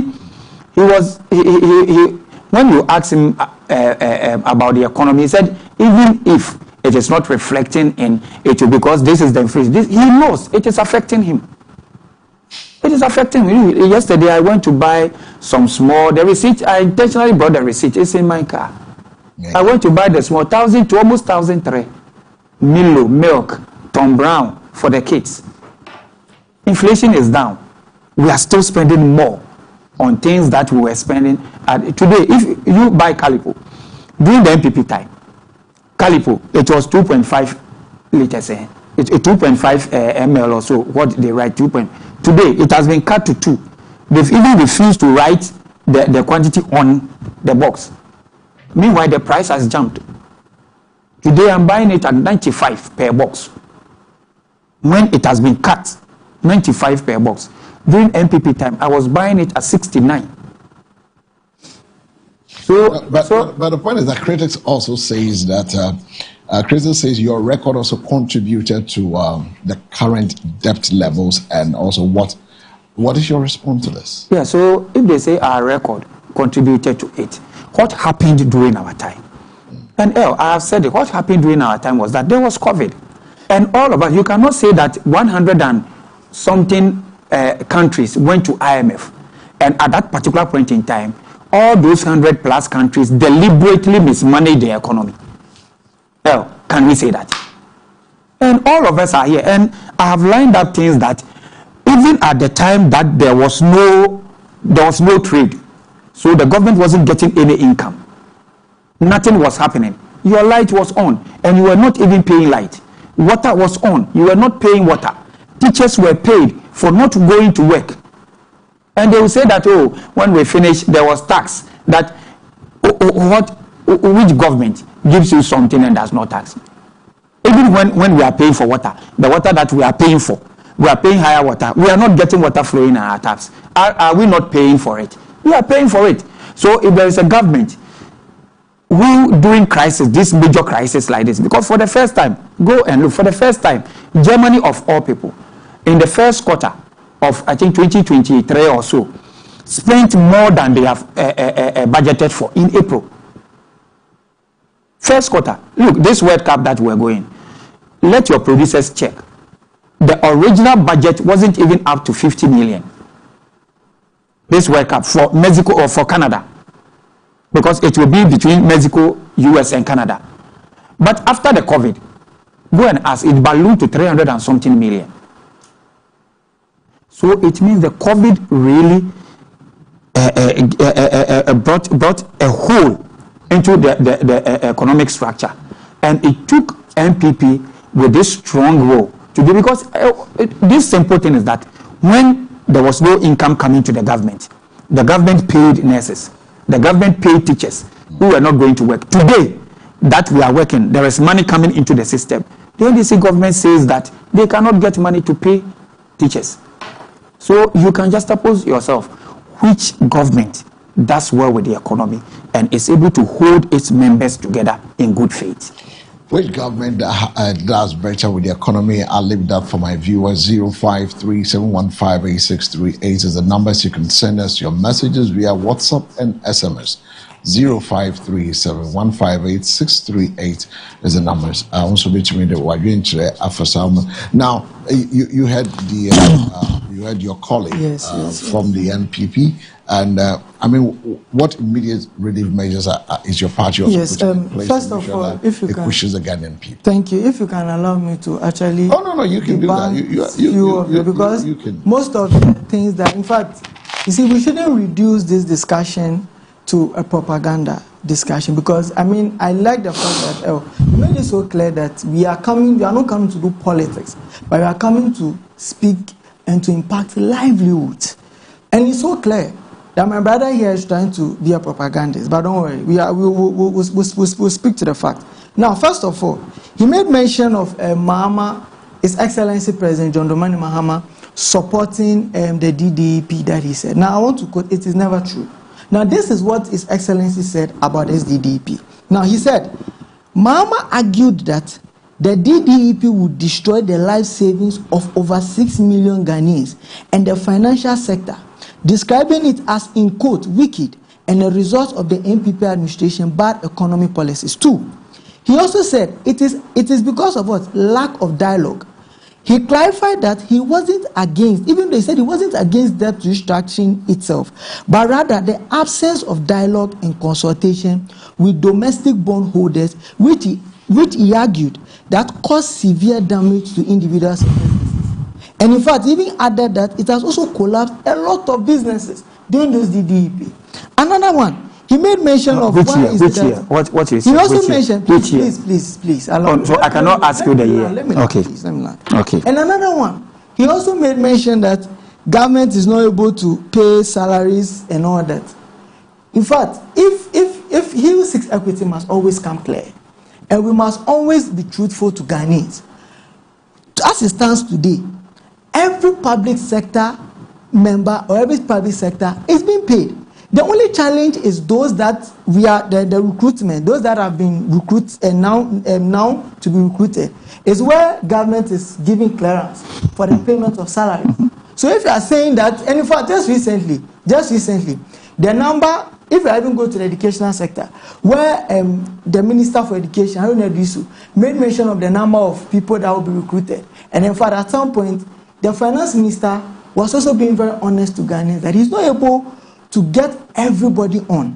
But the challenge is that this is the number he can take. But with time, every year, they are going to employ more. And just recently, you are mentioning of the teachers that were paid. Just recently, if you go and check, those that you said they are owing them arrears have been paid. They've been granted clearance and they've been paid. And another thing, you also made mention of the causes of increase in tariffs and all that. Today, if we know, if you've been signed on to IMF, which your government actually brought us in, and I mean, and this has also taken government to IMF. But then we also have to be very honest to Ghanaians. If we are under IMF, there are obligations that we need to also honor, and one of it is our tariffs, which has affected the increment in our ECG and then the ECG and the water, the increment. So today, if you are saying that government, as if government deliberately increased, but when recently, just a few months ago, when government decreased the tariffs, that one you don't talk about it. But you are standing on one that happened and the time NDC came to power and then there were increments. But you're not talking about the impact that this IMF bailout have on us. And finally, in fact, clearly, this government has been able to be physically disciplined when it comes to managing our economy. Another thing, my brother here is also saying that yes, it is also important to remember that the NDC administration implemented major long-term investment, such as the introduction and continuation of the investment. Now, on the economic management, both parties we've all had periods of challenges and achievement. But for example, under the NPP, Ghana also experienced IMF support program, rising debt levels, domestic debt restructuring, and high inflation and city depression, which affected livelihoods and businesses. That one, you don't talk about it. But you took Ghana to IMF, and then today you are blaming us that you are not able to to honor our promises. Now, this is what, if you don't know, this is what the NDC did when we came to power. Now, this is what we did. When the NDC came to power, you see, you need to remember that the NDC implemented. Oh, I want to get this. Okay. Yes. Good. So when Mama came to power, immediately we were able to pay for the. We paid for the. Oh. I want to give you the exact. Please, a minute. Yeah, so whilst you're getting that exact, you did mention that government has paid all outstanding nurses and teachers. The answer is no. Government has not. Thank you. You've helped me. I will not go there again. I will not go there again. Finish. Government has not fully cleared all outstanding arrears for teachers and nurses. This is the current facts situation in 2026. Okay. Government acknowledged arrears exist. Payment plan is in place. A 4-month installment plan was approved. Payment schedule is April and July 2026.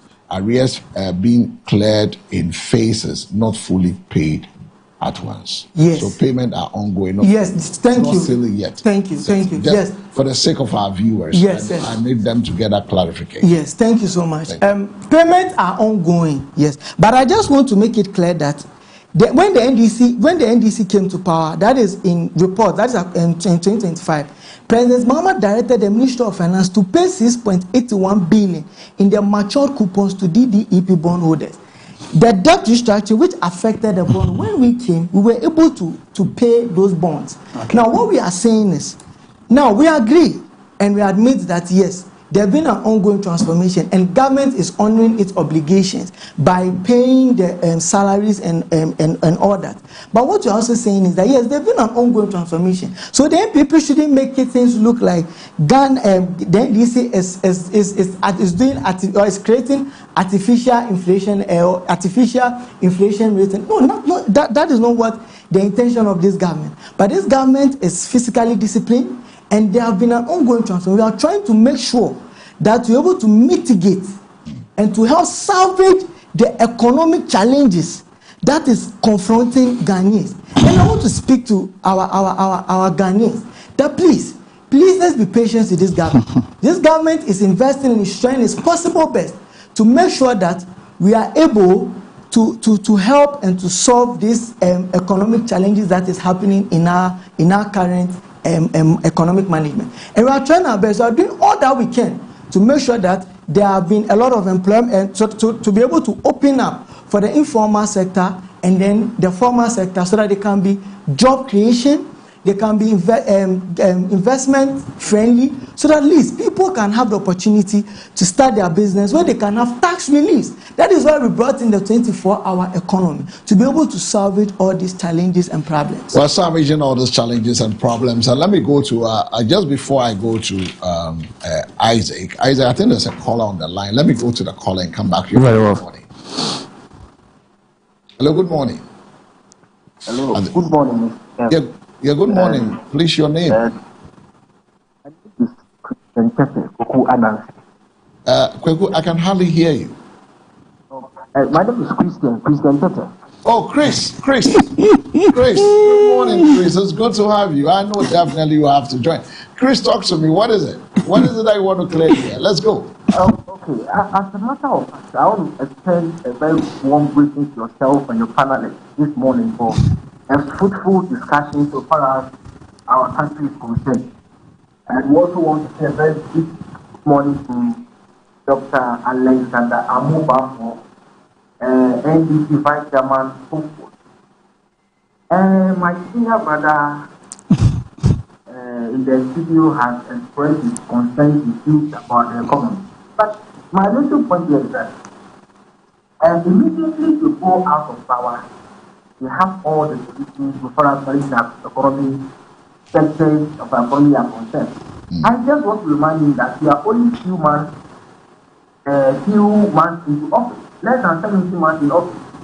So at the end of the day, my candid advice for you this morning is that if you have anything to propose to far as the management of this country is concerned, I will tell you to go back to his constituency and help the organization of their party, so that the NDC can focus on delivering on the policies that we engage Ghanaians on. So far, so good.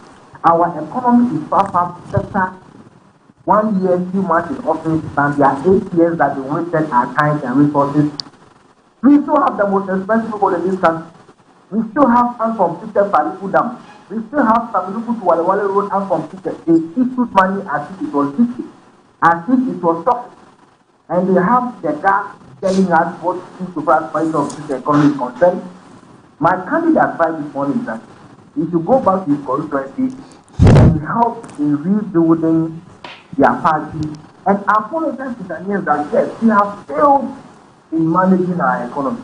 This is the little bit of fight that will happen for the 10 minutes. Thank you so much, Christian Tete. He's a communication team member of the NDC, Tema West, joining us via the phone. I know definitely Christian will come back again, but Christian sent his message to you. Yes. He said you should go where? He even sent me a text message. He said I should go to my constituency. Your constituency. Yeah, and then work. But you see, this is what it. When we were in power, I was sitting with Christian. Christian was chastising MPP. I didn't ask him to go to his constituency to work. He's asking you to go. Yeah, but they cannot take the heat. The heat that they give to us, they are even not able to take 20% of that heat. This is not heat. We are also trying to... No, if it is not heat, you will not ask me not to talk. No, but I was talking. No, it is not you. I'm talking. I'm responding to Christian's message.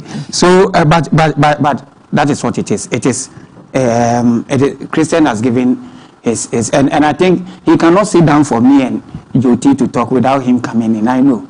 And when Papa, he wants to and he has gotten involved. I think it is good for all of us. Now, coming to what Joti also said, he proudly said that when they came, they have been able to honor the DDEP payments. Yes, so. You came to destroy? No, you see, so then we understand what the DDEP is. It is monies that are cut from individuals for the government. It will take time for that money to mature. You understand? So you have been able to pay those monies because of the investment that we did on DDEP. You didn't borrow money to pay. You understand? You didn't borrow money to pay. So that monies that you have received to pay, it is part of the efforts that the MPP did. And this is how economy like governance should go. It's a continuous thing. You cannot do everything, and even the things that you do, you cannot reap the fruits of it whilst you are in power. Sometimes you do something, and by the time the thing starts to bear fruit, you would have left power. So these are the things. Now, about the payment, you have talked about it. So I wouldn't go there. About IMF, that you are saying that we took you to IMF. You see, when you are on NDC, I have friends who are on NDC's platforms.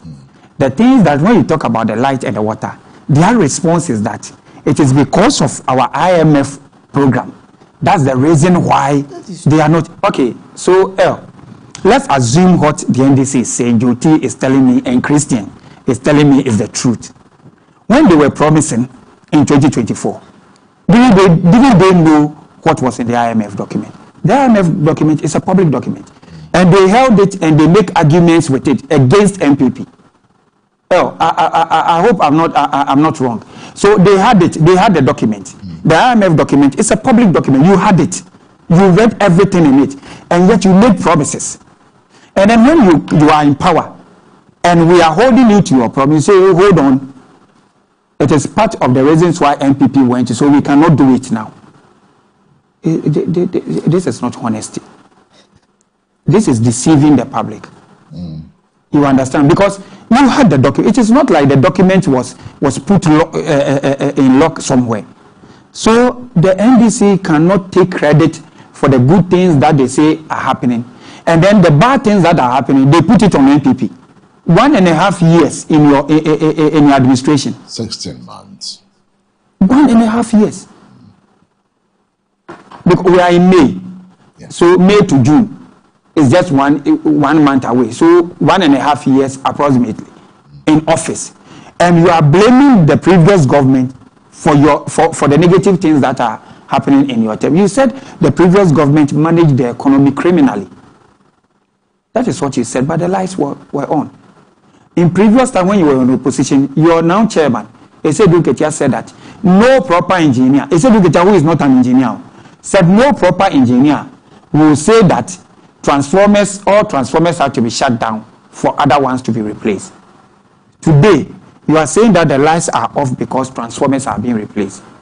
Well, do you know the transformers? Let's ask NDC if they have made procurement for transformers. If they have, they should prove to Ghanaians that this is the receipt. When we came in 2025, these are the transformers that we procured. These transformers that they said they are changing is part of the containers that they said were missing, that they later found. So all these transformers are procurements made by the NPP. The NPP that you said managed the economy criminally. We bought all these transformers that you are today fixing, that you say credit should be given to you.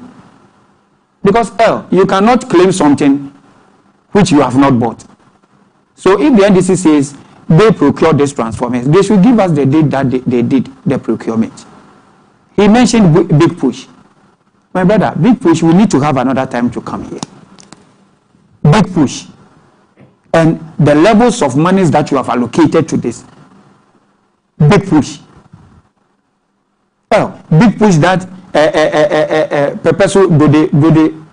you help me, do they pay or something? The purpose of. Yes, road. That rehabilitation of the road, the money is like 3 times, 4 times that of the monies that were used to construct the road. Big Push. NDC government that believes in probity and accountability. This government merged people to the Bank of Ghana office. Joe Jackson, the economic guru, the financial guru, were all part of the demonstration that Ghana commercial Bank of Ghana has made a 9 billion loss.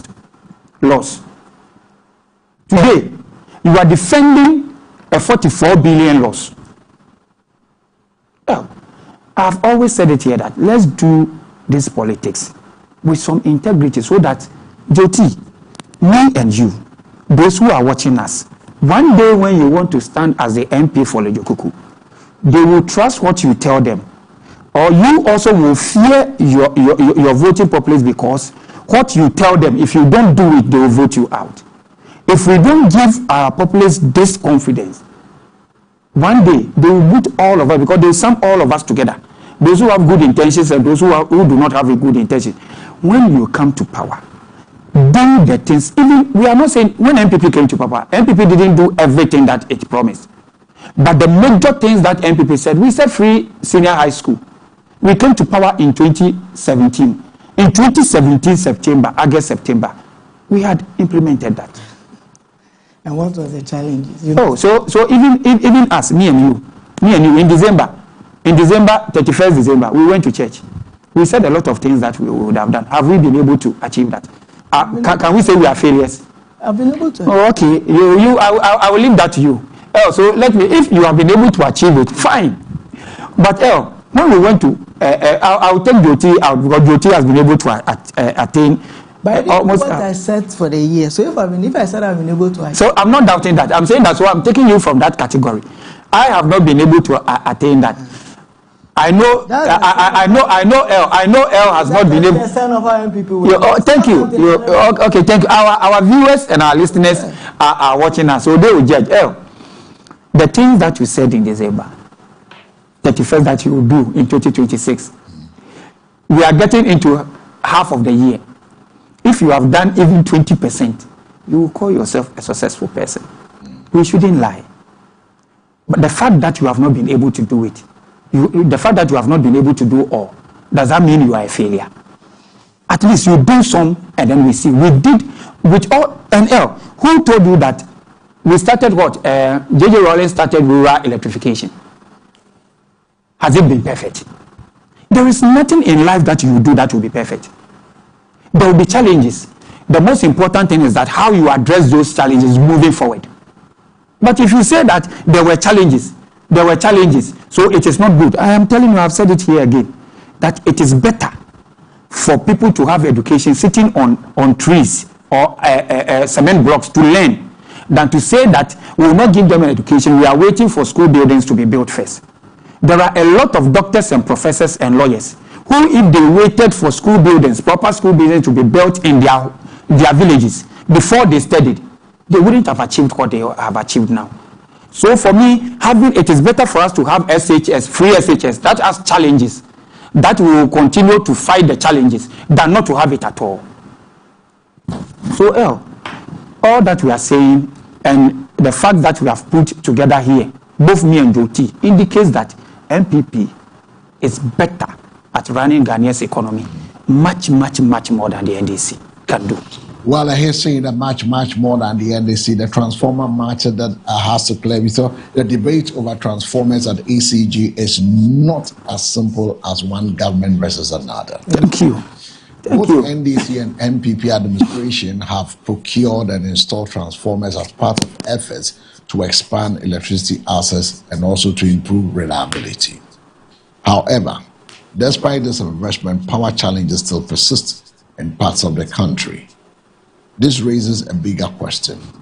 Is it the issue about how many transformers are bought, or how effectively they are distributed, maintained, and also integrated into our growing power and demand system?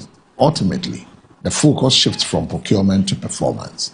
Are Ghanaians getting stable and reliable power? That is it. The question I would want to ask, because if transformers were under NDC were procured over the years, why are communities still experiencing unstable power? That's one question I can ask the NDC. What is your government doing differently to ensure this investment actually translated into reliability? Is the second question I want to ask the NDC. Now, I can ask the MPP a similar question. Do you also procure transformers during your tenure? Yes. Is that it? Why didn't those investments fully resolve the problem? Our current challenges, continuation of past gaps under your administration, is also another question we can ask ourselves. So, is the real procurement issues of poor maintenance and planning? Are we investing enough in power infrastructure to match demand growth? Or who should be held accountable when power supplies failed despite this investment? So if both sides bought transformers, then the real question is, why are the lights still going off? All right, thank you so much. You know, there are two-pronged approach to this issue. When it comes to the intermittent light out or the outlight. Well, I just asked, I narrowed it all to all of you. Yes. I asked a similar question. Yes. So if everybody is doing it, why are the lights not on? Yes, so the challenge is, the main reason why they are inconsistent with our light is because of the upgrade of the transformers. And in fact, the energy minister has come out clearly to make it clear that if you go to most of our stations, some of the transformers have been overloaded. Others too are obsolete. So the main reason why this power outages is happening is because the main reason why this power outages is happening is due to an upgrade. So now what the government is doing is that we are investing in our energy sector to make sure that we solve or resolve the energy crisis once and for all. And this is the approach. One, we've been able to invest and make sure that all the transformers will be changed and will be upgraded to meet the megawatts and to be able to the capacity to be able to give a very efficient light in and out. So that is why today we are having, and these challenges that we are having, I want to appeal to Ghanaians, please bear with us. This is for a short period, and government is very conscious and is working on it intentionally to make sure that they restore our power back. So far, we are doing the upgrades in the few stations, the power stations, to make sure that there will be an upgrade and then a smooth running of the electricity. But very soon, hopefully by the end of this year, this whole on and off of this lighting would end because there are upgrades. And the government has come so clear to inform us that it is not doomsaw and it's not deliberate that it is happening, but then it's due to an upgrade which has caused the inconvenience. So we are pleading with you to bear with us, because we are just trying to solve the problem once and for all. And we have what it takes to make sure that we'll be able to solve the lighting issues. And another thing my brother also mentioned is that, so in terms of reliability, we are very reliable and we are making sure that we resolve the lighting issues. And another thing my brother made mention, which I need to state the fact here, is that the DDEP was a response to a severe debt crisis and physical challenges under the NPP administration. Now, before DDEP, Ghana's public debt had risen significantly alongside high inflation and steady depreciation due to their fiscal indiscipline. What the NDC under our IMF, when we were what we did not do when we even went to IMF was that we never subjected domestic bondholders to a formal domestic debt restructuring program like what they are doing, the DDEP, during our tenure. What we rather did was we relied on IMF, supported stabilization programs, fiscal adjustment, and then the debt servicing arrangement. So when we came to power, what we did was, okay, fine. You are saying that, let's even go by, all right, you actually started it and then it's matured and we pay the bonds. But one thing I just want you to know is that we actually made sure that because we're physically disciplined, that is why we're able to invest and then also to have a buffer in our sinking fund so that we're able to help invest in these bond holdings and then be able to pay our bonds. So it's not that maybe this government is denying the fact that yes, we actually came in, even though you may say that yes, you tried, but then you actually paid and we came in maturity. Are just trying to, that is fine, we can go by that. But what I just want you to know is that it's about the physical discipline and how reliable this government is in terms of the economy. Now another thing too is that you made mention is, you see, debt under this, currently, our debt, we are managing our debt through conventional repayment and restructuring mechanisms without forcing domestic bondholders into a nationwide debt exchange program. That is why each and every year we are able to honor our bonds. This is every year we are able to honor our investment. So all that we are saying is that this government, under their tenure, they've caused rot to our economy. And what we are saying is that we are here to make it work. In fact, my brother Christian made it clear that, I mean, we have been in power almost 16 months, right? 16 months. And we are trying to make sure that things we could see the steps we are taking to be able to make sure that we are physically disciplined and to make sure that we invest and then we expand for other, to expand our economy so that we can add other investment. Because, you know, government alone cannot run this economy. We need other investment where we can open up so that we can have other investors to come in. So that we have an opportunity to invest in our economy, then we can be able to solve the problems and invest in our energy sector and all that. All right, and so for the sake of my viewers, like I always will do, is that Ghana entered the IMF under the NDC in 2015, yes, and exited under the NPP in 2019. And returned again under the NPP in 2023.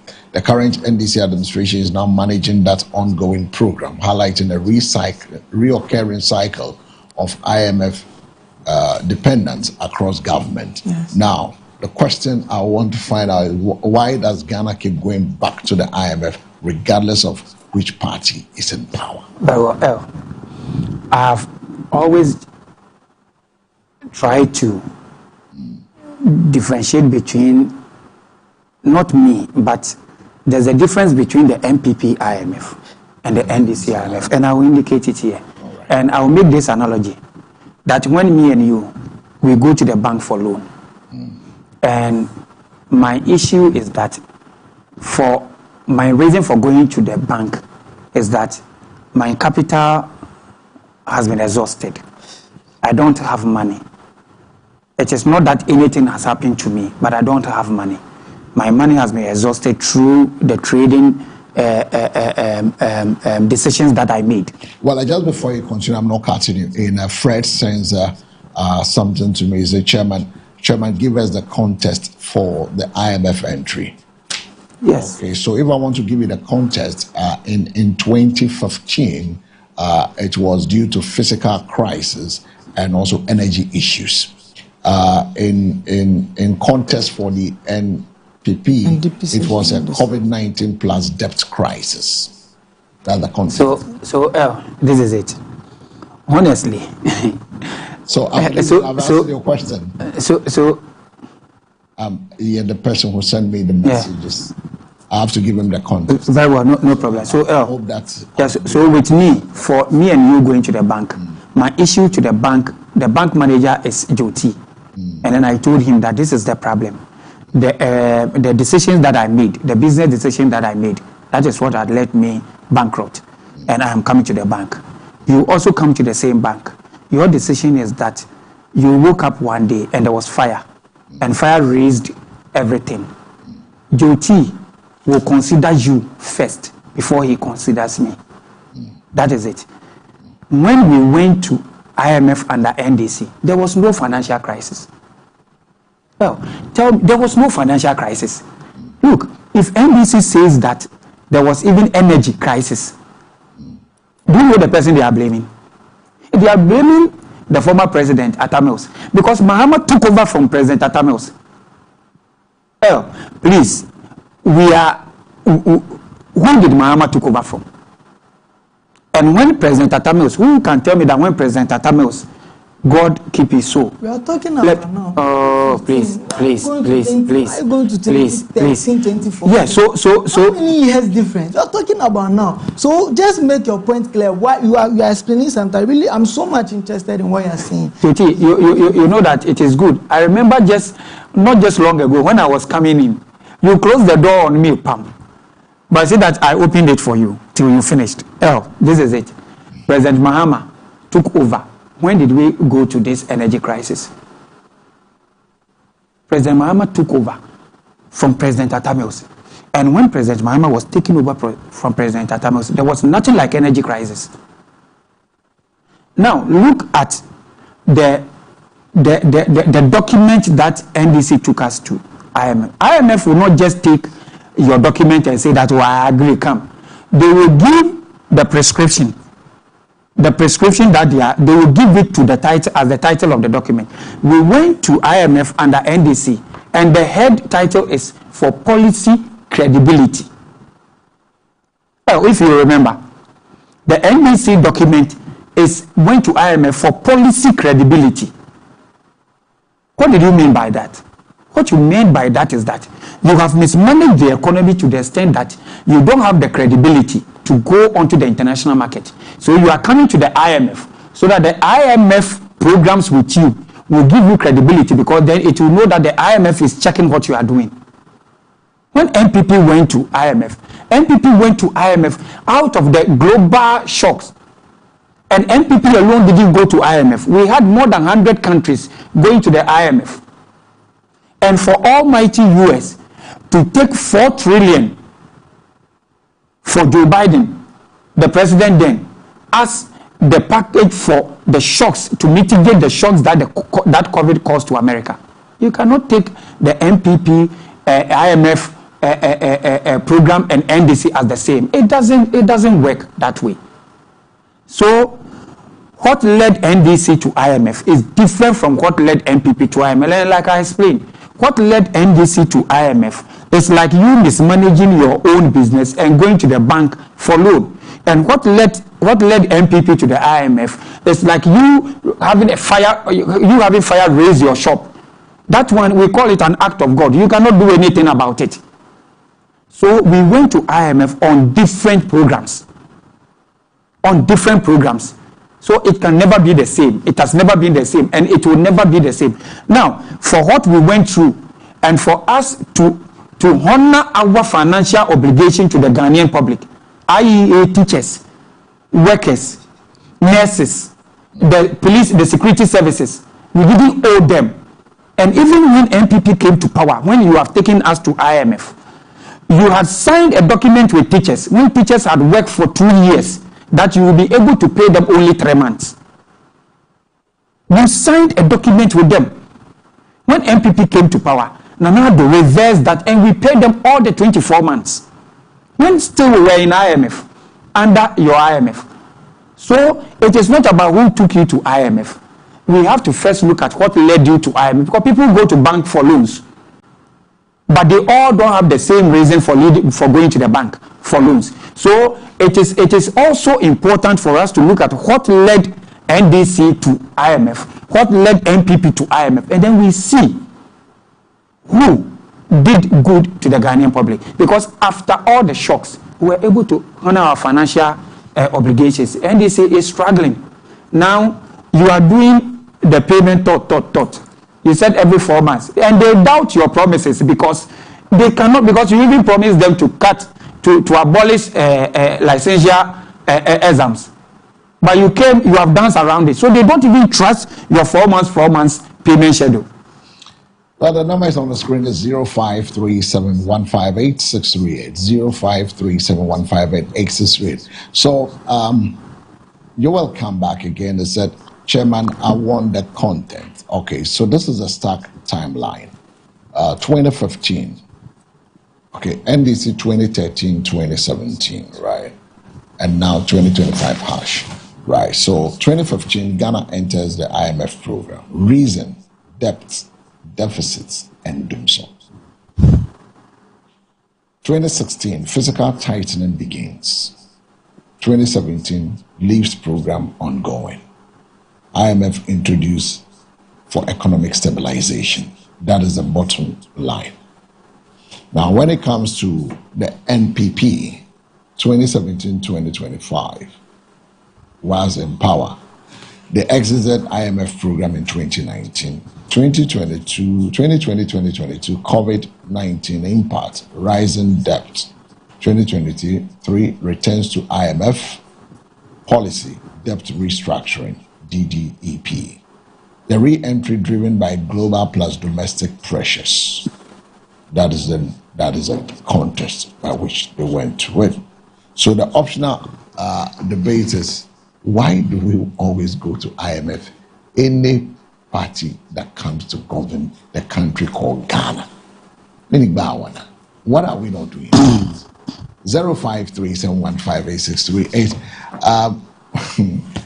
Let me pick. I started with you, right? Let me go to Ike. Yes, but I want to. Oh, you want to react before I can go to him? Okay, so you can react. Yes, thank you so much. So you have 1 minute to do. Thank you. My brother here is speaking as if he's not in Ghana when all these things were happening. In fact, to add to the issues that even made the MPP to go into IMF, which one he didn't even add is loss of access to international capital, international capital models or international capital market, and then also unsustainable debt levels that later resulted in the DDEP. What we are saying here is that, you see, the issue is not who went to the IMF, but who can manage the economy sustainably and prevent recurring crisis. That is the issue that we are trying to solve. And what the NDC has done or is doing now is to, one, there are areas or sectors that things that actually makes one to be able to manage the economy. And one of it, which is very key and important, is physical discipline. The MPP weren't disciplined physically with their fiscal policy. They were just drifting our money left, right, center. And today we are here talking about NDC2 and what are the criteria. But when we mentioned, didn't mention all. Thank you to the host to making it clear that these are the challenges that led. And you could see, under 2022, it was under one of the most difficult economic conditions, which actually affected businesses, affected Ghanaians. In fact, most of them even, it led to people to commit suicide and all that.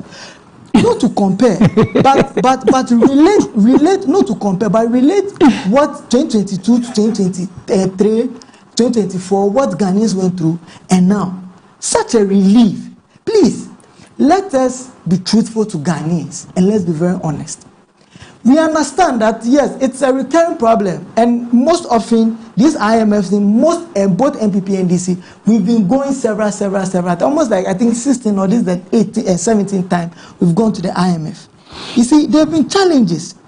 You see, there have been reasons that have included we going to the IMF, which we admit, and we all need to come together and work around it to profess and solutions to it.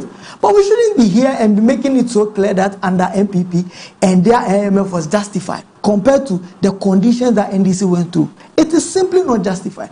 They took us through worse and difficult economic situations that Ghanaians went through. And so now, some have not even recovered.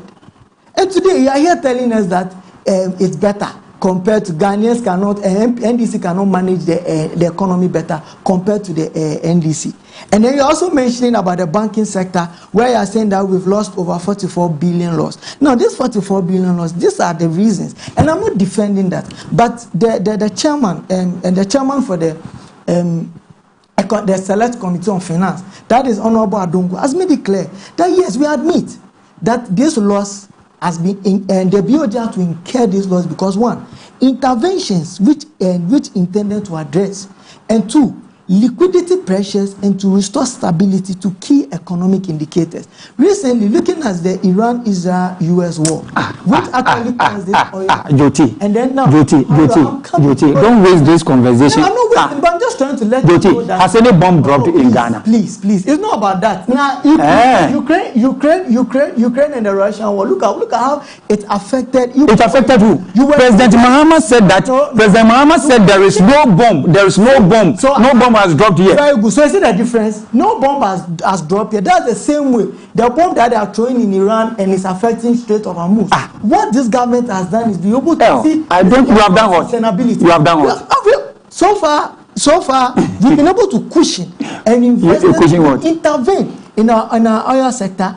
Today, if not, but for we are paying Dumsor levy. You see, but still our lives are going off. Told you, but for no, you see, the Dumsor issue is not deliberate. I have made it clear. But whose Dumsor is deliberate? They have made it clear there is no intentional. It is upgrade that has caused that. Did you know that when you were in opposition, that upgrade can cause Dumsor? They doesn't want me to talk to just. Oh, you are finished. What I'm saying is, I see the measures that played the reason and the loss is to be able to mitigate or to seize the pressure on inflation and the exchange rate and the interest rate at a difficult period of the economy. Do you know that this government have been able to prove, one, fiscal discipline, two, where? Policies that physical discipline where? Is to make sure to mitigate this factor. Physical discipline where? Politics, but what we are saying is we want to profess solutions. If not for the intervention of government, and if let's even say the BOG laws was even due to whatever you may say, hasn't it also saved the country and the economy? If not for that, like today, the liter of fuel will be around 20 cedis. Wow. Wow. But today, look at the investment that is, and the government has taken responsibility that yes, we agree, we accept that this loss, we take full responsibility or whatsoever. So when you were going for demonstrations on 9 billion loss, that one it was you see, why did it cause that 9 billion? It's because to the spin drifting and prof legacy. Oh, okay. Okay. But what we are saying, okay, but you the 44 billion. Why? Yes, the 44 billion is because you did evangelism with it. It's to bring stability to bear on the inflation exchange rate, because at that time we were 9 billion. We were investing a lot to print money. Today, what have we done? What is your evidence that MPP printed money? Go and check. MPP printed money. Under this MPP government, they printed money. They invested a lot of billions in printing money. More than what this government. Do you know that? Do you know that printing money without the authorization of Parliament is but they did it. Okay. They did it. Okay. So the current government go on the So MPP did that. So MPP did that. I don't go expose you that you invest in. You know something? Ghanaians will be tired of your propaganda. It is very difficult tomorrow because you say somebody committed an illegality. You are in power. Why are you not taking the person on? If you say the Bank of Ghana, Kenufurata printed money. No. If you say somebody can print money, then it will be the Bank of Ghana. So if you say Bank of Ghana printed money, Addison is here. You have spent almost 18 months, and you cannot charge the person. You see, sometimes when you are, you know how the law works. All right, let me Which law? Just hold it. Just don't go and just go and just hold it. Gentlemen, hold it. Hello. Gentlemen, hold it. Hello. Good morning. Good morning, Samuel. Yes, ni Atram. Tabora. Adromana ni. Wandani Toleshi. Manga onye mwenye studio Yo. No ko na wa Sanegba mi fio. Manga the best CEO so far. Mr. Julius Nukwe Koti. You are Charlie Logas, your Suman. DVLA boss. Every people you are that's why I can in your way one more thing. Danny Esquire. Sabi go boss see you. Leon a one more thing. Even economy is stable. Ni MPPD, I'm a propaganda with your friend. I'm here, Pano. Ni Akema, me, Ska, Abeja, I know I'm a fetish card. Into you on a Kawuya, ni the parliament, I'm a Chapuya, Akama Cathedral. Ni the Muyon H. legacy for MP. Ghanaians will be tired of it. Let's see. Former Vice President Dijibaumia, Ekewake, Emma, Walugu Dam, ni ishka $12 million. Ni ishi government term ya Palugu Dam be, shka 80. The same any transport minister under MPP, Ekewake, Emma Sky Train, ni ehi $2 million. $2 million. Ni ekati AI. In the Sky Train yo, abile ana ni Sky Train yo. Omami wa anti da pa e fati 1 million Ghana cedi ake ege address Odo River at the end ke shika ya we satush ya ya to shika eke ni the housemate shika ni ekelete police station e wo ke a check government ano party MPP like Ghana be fair one manage am only ake one fair democracy asanima yini bo ba wieku chi anu kwani ame call wolu ke MPP to machine ke wa ke MPC ka dum so eba ila no e hit transformer ifo eba shi power ya transformer ke ba the transformer aba install transformer el Samuel o studio no no chuo ni ne ka ba check ni the microphone the speaker ya studio mi e ma mi say only chuo ba pay temporary e 3 hours school anu so na kai wo ko ka transformer ba ni install transformer o yam one o ke ma ke MPC ka dum so eba. This being an hypocrisy. Imbran Kewake, Anderson, F.O. Shikake, in a Bank of Ghana. I hope I'm any minority then, and by way. I can't president for me. I can't of for me. Then Beleo. Then the Kenyo. I won't be any shake. Then majority can't president like a Jemo can have rat again. Till I knew. Then I do not make mistake. What cafe mistake? Part which MPPM. I have a banana drama. Any Zumba de Basama. Then a Pokwasi road now by Hishkadayi. Any Zepiska, actually, Nichmo is almost completion. Call back any the Kaswa, any the Winniba road. Contractor say, you know, you actually not pay me. Running Kawashimu, you are done. All right, thank you so much. Please allow me 30 seconds to respond to some of the accusations because 0537158638 and numbers are also between me afraid. You have to think. You think you wanted to react? Yes, because every time that is what he does. The same accusation. Hello. Hello. Good morning. Hello. Good morning. Fine morning. Ebi. If I try Ebi. That's the same. I mean, Chairman of Senate. That's it, Ebi. Open Juma. Anyone big upon a hand, you got to pay. I mean, come at them. In your everything, on the other being Trewai. When you are born, you baby of my Ghana. Into what you are blowing, not say a mama oppositioner. When I'm not in opposition, I'm going to say you're party. I'm a man, Kabumapa, and Fambra party. And then here. Na mimi na kombre ni mechi o mampenyi joda mani mama oba power ni put nduma di onfe ni agro obo ne hu modern papa mo man no e ko ni mo ba na ma ba be twa san and then when you know kasa na me fan ka enko ba bia ya NDC for na ma NDC for kwana ni o mutumi kasa ade nti na me kasa that Bank of Ghana nsemi okay Oman Bank of Ghana yet Ghana ha no bo ka o ko trace ka bia ko parliament and on try to ka bo Ghana for ka ya ba power ya ne den and the Korea can you really head of fact play yet they had a hand of fact play coin but so next ni afura to weso omo wa fa sika from wa Ghana ha ya di obi afa mbra kwa mu ya di ya campaign ya ba power ya di obi afa ya chi obi kura to e na ya nkata ye ko en ya hwe wo mo fo mo ya ni omo pe hen eri ya omo kwa ya won cry hospital eyi ho akwa ya so mo ye demonstration mo ni ye wo omo to America ba jo be no ko bia ya nka mo bie abi na tuwo ba out yankasa ye duma ye sugar factory ye fi ye aban boni ba en fi wo twa nko ho hospital sa ye fi wo o ma tun ade akasa ni na ke ye wie chato gleme o kwa de so factory fi wo yankasa ye ba ye den tuni ko ho eno jo de demonstration ye yankasa ye tuni na ni ye da ye ho en ye to sa contract de ma FPP for block we mo am ko fo ni for kwa mo ntwa mo ni hye wo e wo fam àwọn mo break bí ẹ bá power na mo to ana system mo ya kwan mo ye bibia 2016 mo ka ijuma John Dramani mama mbode mo obo ye ko road no ye na sisi idea ni say sugar factory ni adi na 20 ayi ye di lusu ye na FM for bre o so mo ni ko we ya na boss ye mo ni wo na ko ba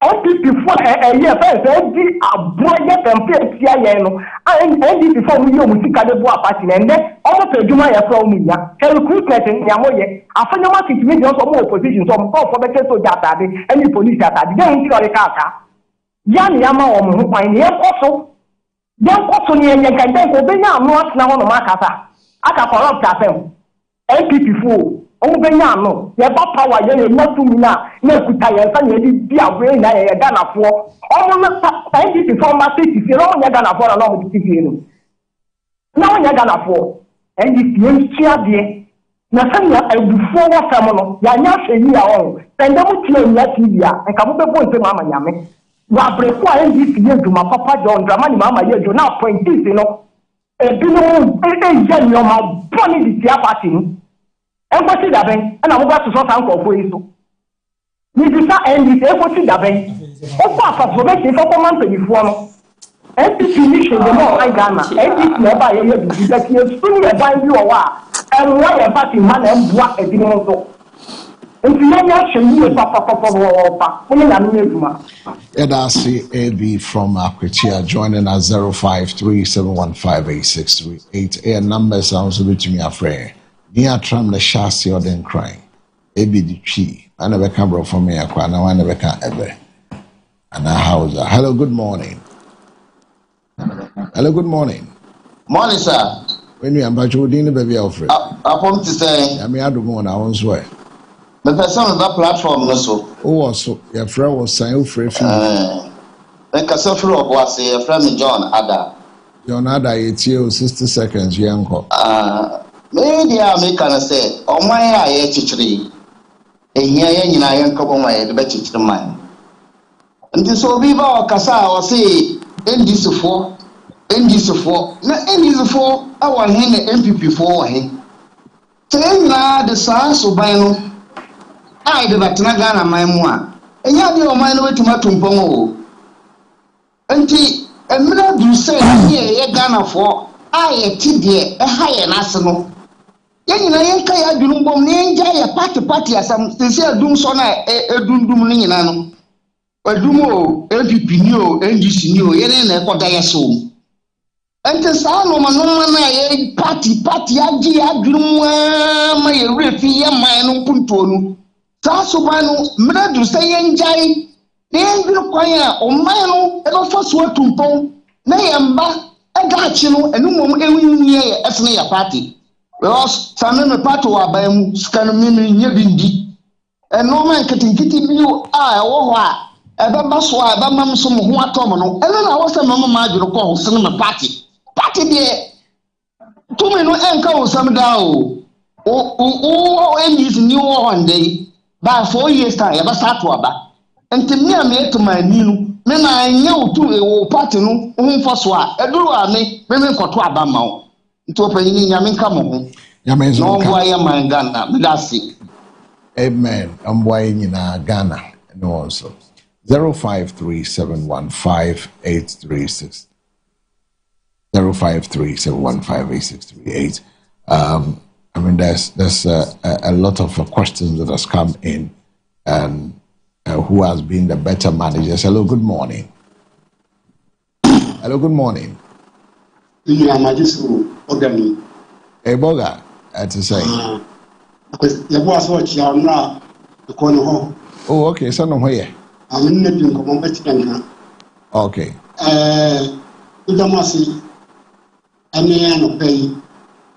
I just say I'm the and this Papa Tom will check them. Also, you know, we pray to you now, so we are pray to you now. So we be at the union here, Waba, a Yadiana Soye. And now we say, you want to be here. You flew hard, Papa, and so said, I'm not told that I'm sad or not, Papa, not to it. Also, I said, you want to me as I said you. Another make a boy. Oh, Gan one here on the path. We beat this way, I dare way and yet, and I wabba. I did as all ye. So, I want this by normally. And the cast my mocano, and I give you a boca. Apa Jibusia, our bank, where bank, and say, because you need penny for dear you, or not promoting, and no Busia, any pony. Share. And now, what the house will see our coming. I never see a quadrille. Once is Central Market, and no question a quadrille. Care Oko Kumasia, and I'm the hospital was central. Several hospital. If you are good, a quite year in Nasa say, you see, you know. 2016, your mom may be free of this opinion of a Casai. Your mom may be free so. You don't send Bojan for Banfield to your quano and a scene. Our Brahman UGC. It's so kind of opening now who call it. Opa for Madame Bojan. That on the Jampi. When you sham a lassa, Opa from the Buson Samebois, Brahman UGC semi-trunk to Pap. Or you a quano or you free a Busia Johnson. A king bones you.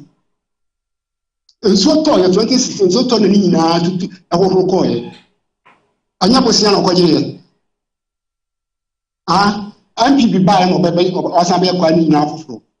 Sad and people so have found such as a passasso, a cross of quite.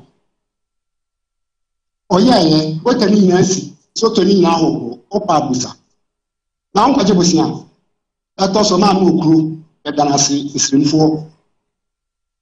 Because MP4, NDC, the two Abaman we are, Mutigana of water. Says NDC, nobody don't composition, said you be kind. When we see no buying, because there's a war back castle one castle, no pattern. Who do not say will be a bonia, a banco trace. You may say, no, but Mamuku, a bam when you scarf, no, a blam him up, or may actually pay your 10 year for cost a bit that, almost be a bit that. I mean, maybe a scarf of that. And we are managing to catch up with this same for them. All the news for one any simple, all the non top hand chairman.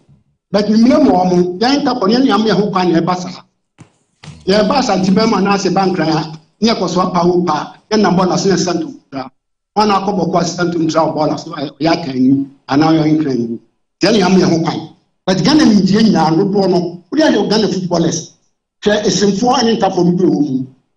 Shall bend you for you, and stand young William. I know Credo say, Uncle Punch only and Disney. We are able from Gogus room. Listen for your Damasi. Who just account for them and this for Mudia can what them. This must have seen and top also. That I must say, Uncle Punch Sam, Modman Coso, watching. Because it's not to dinner more and this more Uncle Punch Sam. But to be the kind of Gaman watching, but to become with the Diamonchino. With the Masi. And share that Boga 053-715-8638, and also to all our viewers out there opinions shared by our viewers, our guests, their opinion, not the position of MBN TV. And Rano, hello, Nakano. Hello, good morning. Hello, good morning. Good morning. Morning. My name is Mohammed. Mohammed. Mohammed. Mohammed Shawan from Maninem. Okay, Mohammed Shawan. Who free here? Me prefer Maninem. Okay, it's you, Mohammed. The episode young country, your president is yes, Rana Ghana. Turn oil no your Tanisa and a man in try to obey Naji to be people. Man in try. Yeah, that is a man in try to obey Naji. What am we in over tight? Over to us, or who are Anthony? I didn't say about your baby. Your baby will be people over. They must have been in an yo, that's it. That's it. And I cannot opinion being shared by anybody. It's not the position of MBN TV. Thank you. Well, let me do some few messages, and then we will PCR. We'll continue with the phone in, but let me read some few text messages that has come in, and then I'll open some graphics for my guests in the studio.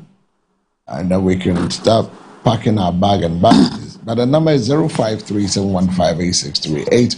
Also, bet me after, and I'm saying, "Omom free you need do huni." Ofra na wama uti no volume na kofom. When muting of a fair na ma edumedie no akonenim.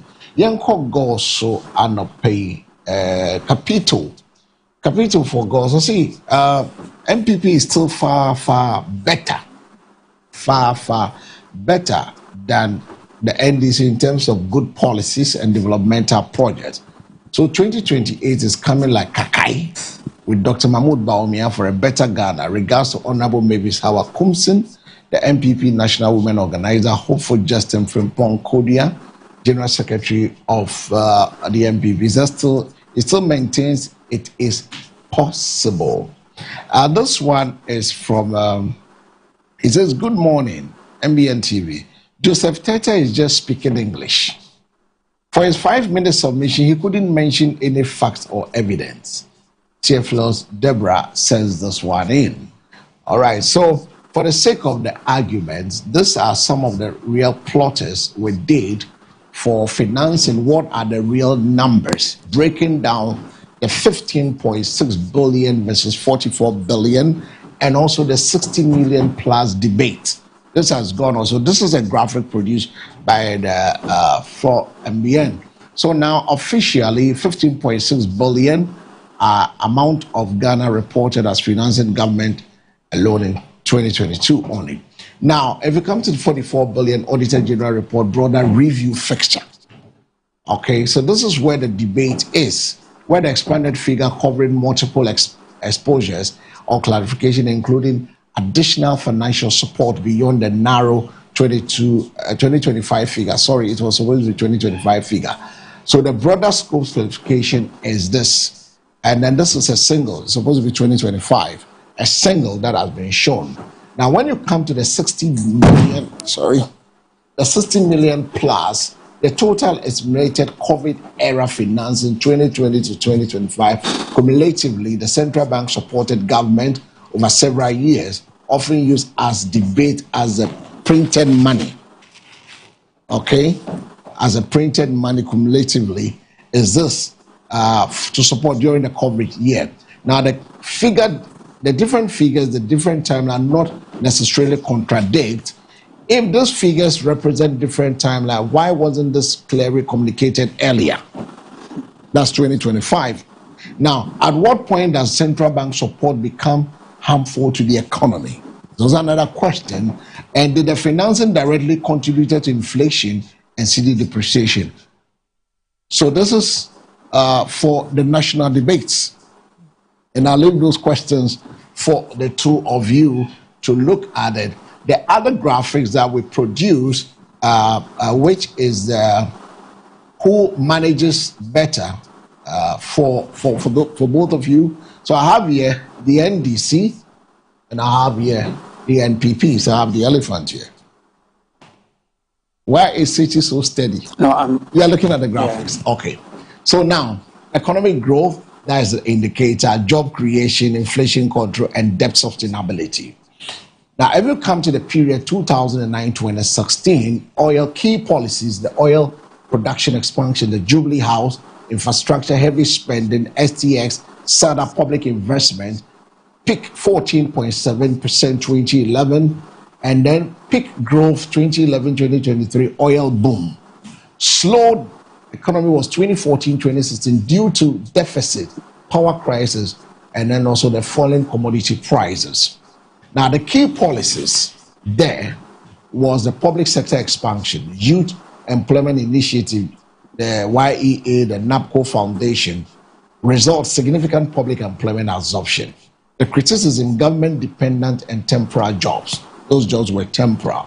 Now, the key issues when it comes to inflation at that time, 2014-2016, inflation rise due to fiscal deficit, energy crisis, and then also the currency depreciation. And you could see in the peak 12, 2014, 15, 16, 8.5, 8.6, 11.9, 17.2, and then 15.4. So the high inflation reached the highest double digits, and that was in 2016. Now the policy pattern, heavy infrastructure borrowing, Eurobond market access expansion, debt to GDP, 73.4. Debt to GDP rose steadily. IMF program entered in 2015. This was under the NDC. Now, when you come to the MPP, which the peak was 14.7 in 2011, the MPP peak was 6.8 in 2018. 2023, IMF established 1D1F, planting for food and jobs, digitalization, ID, tax, and fintech, infrastructure acceleration. Now, the result is 6 to 7% growth pre-COVID 2017-2019. Contradiction in 2020, that's COVID-19. Recovery post-2021, but uneven. The key policies, NAPCO continuation, U-Start entrepreneurship, 1D1F industrial job agenda, digital economy jobs. The results focus on private sector entrepreneurship and job absorption slower than demanded. Now, when you go to the key issues, 2017-2019 inflation, more stable, single digits. 2020-2023 sharp spikes due to the COVID-19 global inflation CD depreciation. The results peaked in the post-COVID period before stabilizing again. That was for the NPP. Now, debt to GDP, IMF instated continue Eurobond borrowing, banking sector cleanup costs, energy and COVID-19 fiscal spending. Now, this is the outcome. Rapid debt accumulation post-2019 and IMF re-entered in 2022. So the assessment edge NDC stronger, earlier growing during oil boom 2011-2017.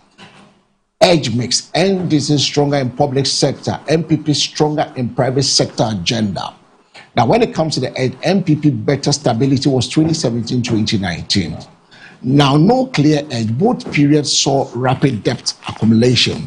Now, when you come in summary,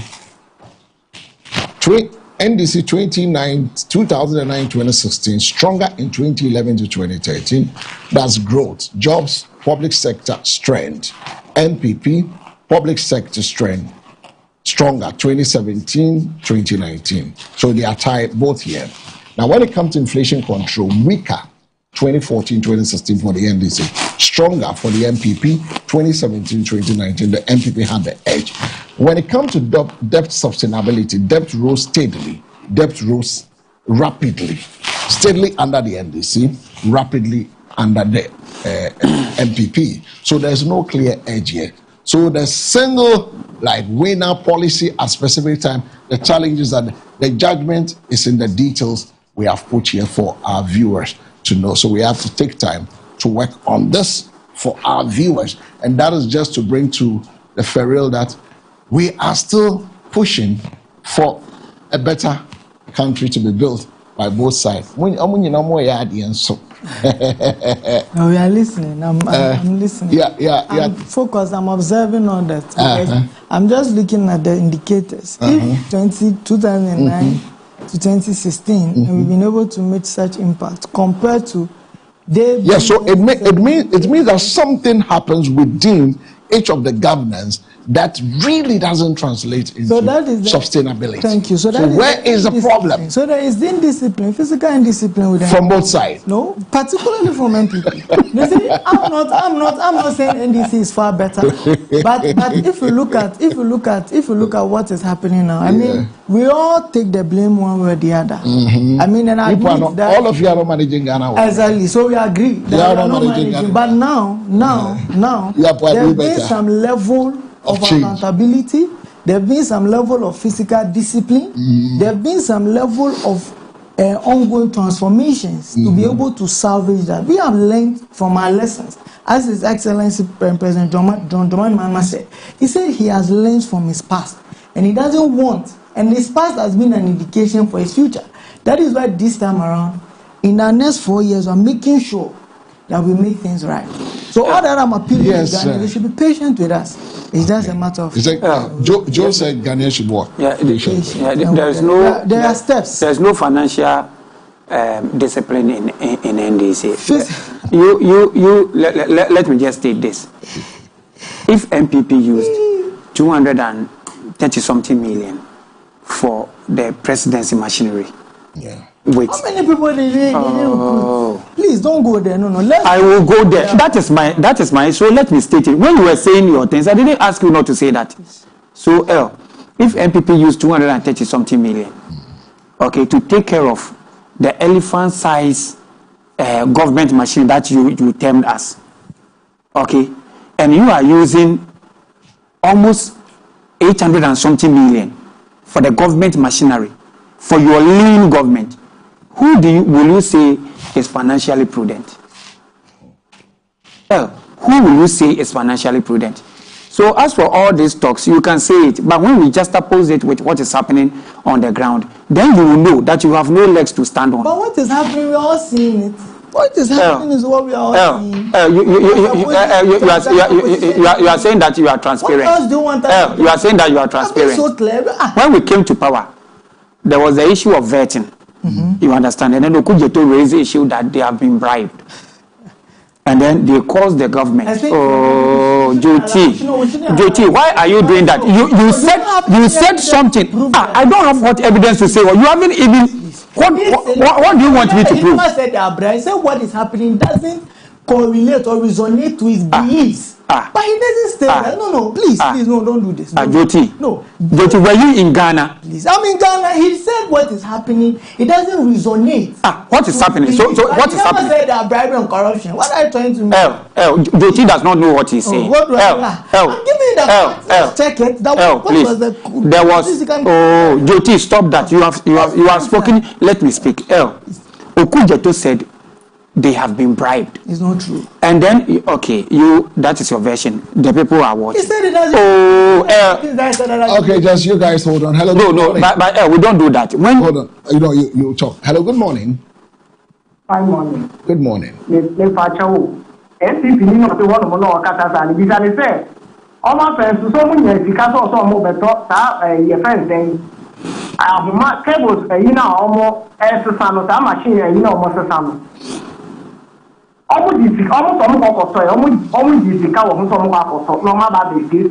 light when almost and I came to no say you like you're not basic of people on here and FI. And now when you're watching another be money. MP before him, the two with you my chia won't MP before. And I wouldn't get the Picana with the call Bam Manano. I will go to I tell you for that and nobody and you do no so many a young fair. So who got to do a hot nobody are sorry the Yako from disappointed. And I would say you can put up Bam and I know when you one castle can be not about Yano about the demon in the palm, one down. Because he now put me a down the the same person who keeps it. Is not a mock as we now look at that. Nay, I'm a crier, and if you are the media before me, nay, I'm a How are we going to allow? Yeah, but that's it. He's the same person who came first. Allow him. We were in Ghana. When MPP came and there was vetting, Okujeto raised the issue that they have been bribed. So the government, through the majority MP, set a commission and it was placed on TV. At the end of the day, the report came, there was nothing. When both sides presented the report, the NDC went back to say that they don't agree with the report that both joint parties has presented, that they will present their own report. Where did it end? Today, and that day, we say they are transparent. When Abena Sari raised up an issue for the speaker to consider in setting up an open investigation body for the gold that has been sold, the speaker shut it down. Yeah. So these are the people that are called. And then, let me address this issue. I'll let you address it. Hello, good morning. Hello, good morning. Hello, morning. Hello. Yeah, good morning. Good morning, champion moderator. I'm still calling from Akimwachi, the Eastern region. Okay. My greetings to your panelists and your producers, engineers, and technicians. And the lady who just contributes now. Please, Mr. Wood, I just want you to help me. What the MPP man is saying, I don't really understand. Let me speak about this in own dialect to make and teach everybody to understand. Mr. MPP, Pachire, Omuti, Sikaka Kraven, and take the elephant size of the way castle. The end is Mumu Yusuka there, Namepwa. Now, Omu Yusu, I propose the end justify the means. And we are the results in Epano, and the Yadi, Omu Yusu, at the end of one bank catcher, Omu a junk. You can't try your boy, Mr. Moderator. You are knowledgeable than me. So, Sabeboa, what dear, Catabeboa, Yanka Jam economy. And before we do even what was the Capra move from me, view, young way of this view. Maybe ask the air cat, Pennsylvania, and Wakurane Mrua, and the woman. I think every before I do a meeting, I want to say, no one will say, you fear at the end of the day another day, baby. Ma kureya musitesia mumuta muni yeche NDC. Musupa simensu mito royal way right. Way 150 Ghana, which means 1.5 percent currency no. This is the Ametoni 800 Ghana. Who's the wood yano 1.5 near 10 Ghana the Amemito Adiano. Number 2 1 year Kufu Galong. 12 million, which is 1,002. To see a meton, 500 or something, and not 600. What's the wood and another boy? I am a German and tell them that MPP and the normal a top to down approach in Anna. Omni be no on Master MPP won't tell me, Moody, make a mediate or Mukanum economy now, Mokano. They are about way by Yacob B plus an army. The Yakobi plus and a wood Yakojam, you know what the wood Yamuya, you say, a buyer with the swap. Now, Pacha was there. That's at the Yano. Yakim and one other day. Then just the one tremble. All right. Amen. Yamin council, not on your own, so can see interesting. You wanted to explain that? Yeah. Also, mentioned what you mentioned when you say, NDC for almost say, cocoa price 2,500. I can see 3,100. And no NDC say, I don't know, before for say, be big boy for Jed. Let's move on. She call an Ibikai, and he has been consistent.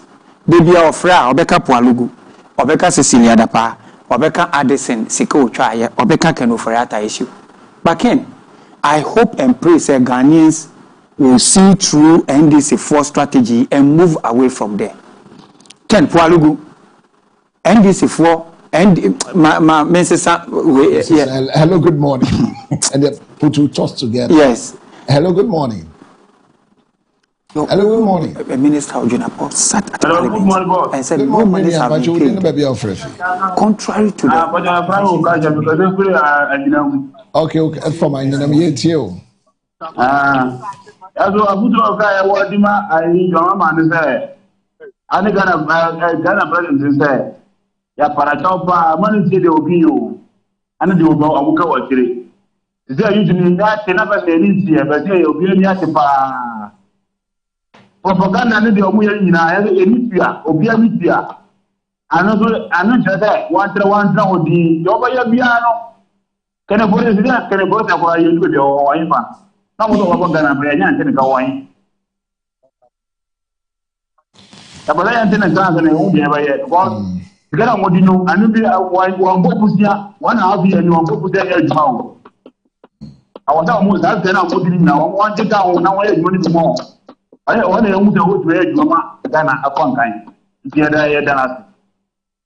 yes, have a good morning there. But now let's wrap it up. I give you 30 seconds to put your thought because there's this thing I want to find out from Jyoti. What is happening with the females appointers in the government and the attacks that is coming from them, from the free zone out to the Greater Accra region, the silly boy thing.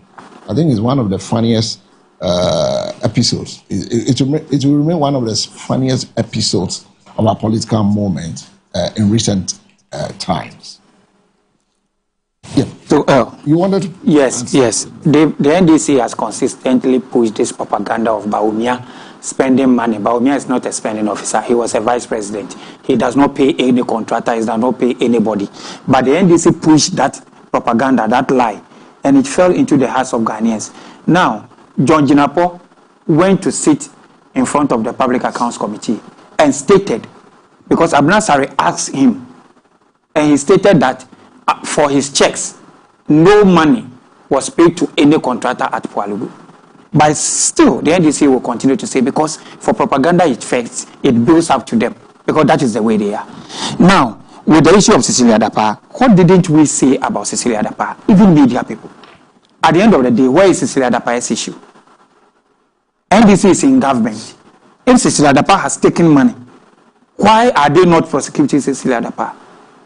The issues that NDC had taken to court, this Adnan or something issue, after that, after he has been cleared, they rearrest him again. Now, the issue of Addison. If Addison went contrary to the rules, and then had monies being procured for the government, why is the NDC not taking Addison? In opposition, they said a lot about him, thinking that they have the dossier. So immediately you come to power, you go to court and you prosecute the person. But you don't have anything. Then you continue to speak propaganda. Now, Kenu Furata, we were here in our laws. You can try someone in absentia. So why is the NDC not doing that? Because you know something, they are not interested in the Kenu Furata case because they know that it will not take them anywhere. So they will not even take it to court, but they will do the propaganda thing that bring him. We were here, we were trying Sedinam Tamakulu. And then Sedinam Tamakulu had the opportunity to move away from the country. Did the trial stop? It went on till the verdict was given on Sedinam Tamakulu in absentia. So what is the NDC waiting for? You can prosecute Ken if you really have an issue. So all these issues are just propaganda-based issues, and their followers will always chunk on it because that is what feeds the propaganda thing, feeds their emotions and then their ego. It will not get anywhere. Nobody had done anything. Bawumia didn't pay it. Even Haftel. They claim that Haftel belonged to Bawumia. Just about 4 months of being in office, the Attorney General went, picked wine, and then celebrated Haftel. All right, so thank you so much, Edu Sechi. We want to just say bye-bye to you, but first, I believe that President Mahama may need a small emergency meeting, if you ask me, with some of his female appointees, because the headlines are beginning to form a trilogy. 1, the silly boy in Parliament. 2, I will deal with the man of God. 3, we will transfer you to the north. These are from the female appointees. What is going on? Because at this rate, the information ministry may soon need an anger management desk for the females. I don't know what is triggering that, but on the more serious, the public communication matters, and politics is not about competence, tone, and emotional intelligence also accounts. Yes. Yes, because politics, competence, emotional intelligence, tone really accounts. And so sometimes one unfortunate statement can overshadow good work being done quietly behind the scenes. Yes. So I'm just asking, it's just a question I'm asking. Do we need to form an anger desk for your female appointees? No, not at all. Because I've mentioned 3. The silly boy in Parliament. I will deal with this man of God. Then I will transfer you to the north. The north is not a punishment. North is a nice place. I mean, yes. 1 minute on that. Do we need? Even though they have actually said or they've expressed their. Because other than that, you keep asking the chief of staff to be crying. Yes. I don't want to see you crying. Even though they've I mean.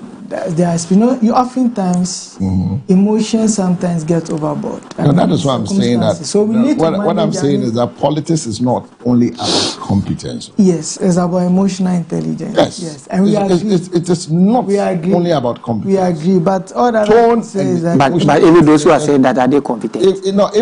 Even tone and emotion. They are not adding anything to the fortunes of the NDC. So who are not adding? Oh, those women, they are just. You see, if you do that, then you have to see this. You see, this is what the MPP does. They are just there. They are not adding anything. It's your cap. Finish with your question. It is your headache. You can carry it. Me, I'm helping you. I need to go. That is a very derogatory comment that. That they are not doing anything. That they are not doing anything. But the entire women in our country. Oh, wow! Look. I trying to. You see what they do. You see what they do. What I say? You see what they do. I say those who have been appointed are not adding any fortune to you. I am saying it. I cannot say it. But you can have it. So that is my opinion. That is my opinion. So you cannot determine what now. If I can have my opinion, you are saying I cannot determine. Just 3 minutes ago. The issue is we agree. That's fine. Do we need anger desk? They need it. No, we don't. We don't. I just think they need to be guided. Who is guiding them? With a silly boy that Tamako said, sorry, is it JMPC? Oh, I don't want to mention it. I mean, I'm giving you the chronology, the theology of the 3 things that have been said by the female appointees in Ghana. Yes, all those 3 people. Silly boy in Parliament. Yeah, all those 3 people. I will deal with that man of God. all those. I will transfer you to the north. All those 3 people. You see how you are sweating? They are sleeping. They are sleeping. Oh no! And you are not carrying their. You are carrying their waist. I want to have so that I can respond. They have come out to apologize to Ghanaians and they apologize to the people, the victims. So then, don't you make mistakes? Don't you sometimes? He said it was a slip of tongue. He has said it. It was a slip of tongue. So why do you want to use? When I speak against you and I describe you from head to toe, you call it a slip. This is not a time for us to compare. You see, this is a very sensitive issue.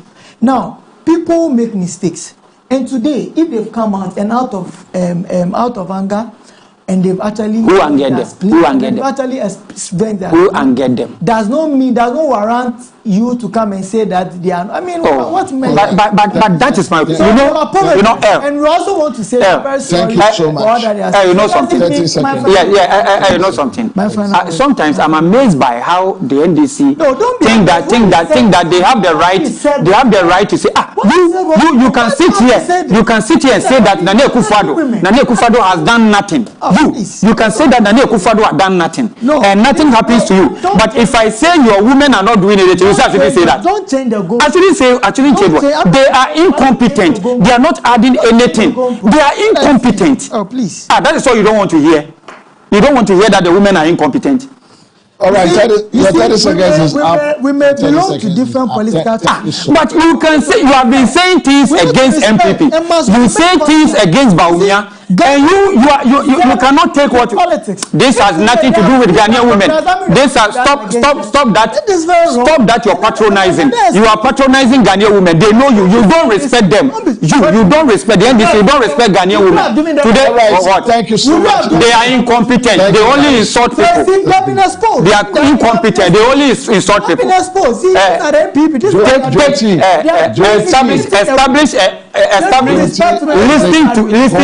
Listening to L and establish an anger desk. It will help you. Your gun. Let me do my. It will help you. My birthday wish. This one is from Michelle Na Ache Ajay. Michelle Na Ache Ajay. This one is from Jack, Pastor Jack. Pastor Jack wishing Michelle Na Ache Ajay a happy birthday. I wish a happy birthday to you, Michelle. May the good Lord bless you. May the good Lord keep you. May the good Lord take you far. May you become a woman of substance. That is from Pastor Jack to Michelle Na Ache Ajay. And this one, it says, happy birthday. May the good Lord give her eternal life strength to be there. Happy birthday to my dear little sister, Justine Ashaiman Dominion Chapel. Today is your birthday. And this one is from one Mr. Wale, Winfred Fosuhine, to you, Justine. Ashaiman Dominion Chapel, wishing you the best of the year and all the peace that comes with it. So once again, happy birthday to Michelle Na Ache Ajay, and also Justin. We pray for long life, good health, and plenty money. And this is where we wrap up today's edition, and that brings us to the end of the morning focus for today. We have taken you through the big national conversation, from governance and the economy to the policy debate shaping the future of Ghana, as well as the key development making headlines across the country. A big thank you to Isaac Randolph Sechiedu, who is a communication officer for the Krowa constituency, Odini Post Kakra, and also from Ladade Kotoko, and also a youth activist, Joseph Tete, known as Joti, from the ruling NDC, for their insight, and to our viewers for staying with us and being part of the discussion, to our callers and also our testers. A big thank you to all of you. Remember, the issue may be complex, but informed conversation helps shape better decisions for the nation. Stay engaged, stay informed, and let your voice be heard in the national discourse. My name is El Samuels, and I did this together. Remember, Dinah was with me this morning on the news headlines review. A big thank you to Diane. And from all of us here on the morning show, my technical team, PCR, MCR, camera team, we say have a productive day ahead, and do have a good morning.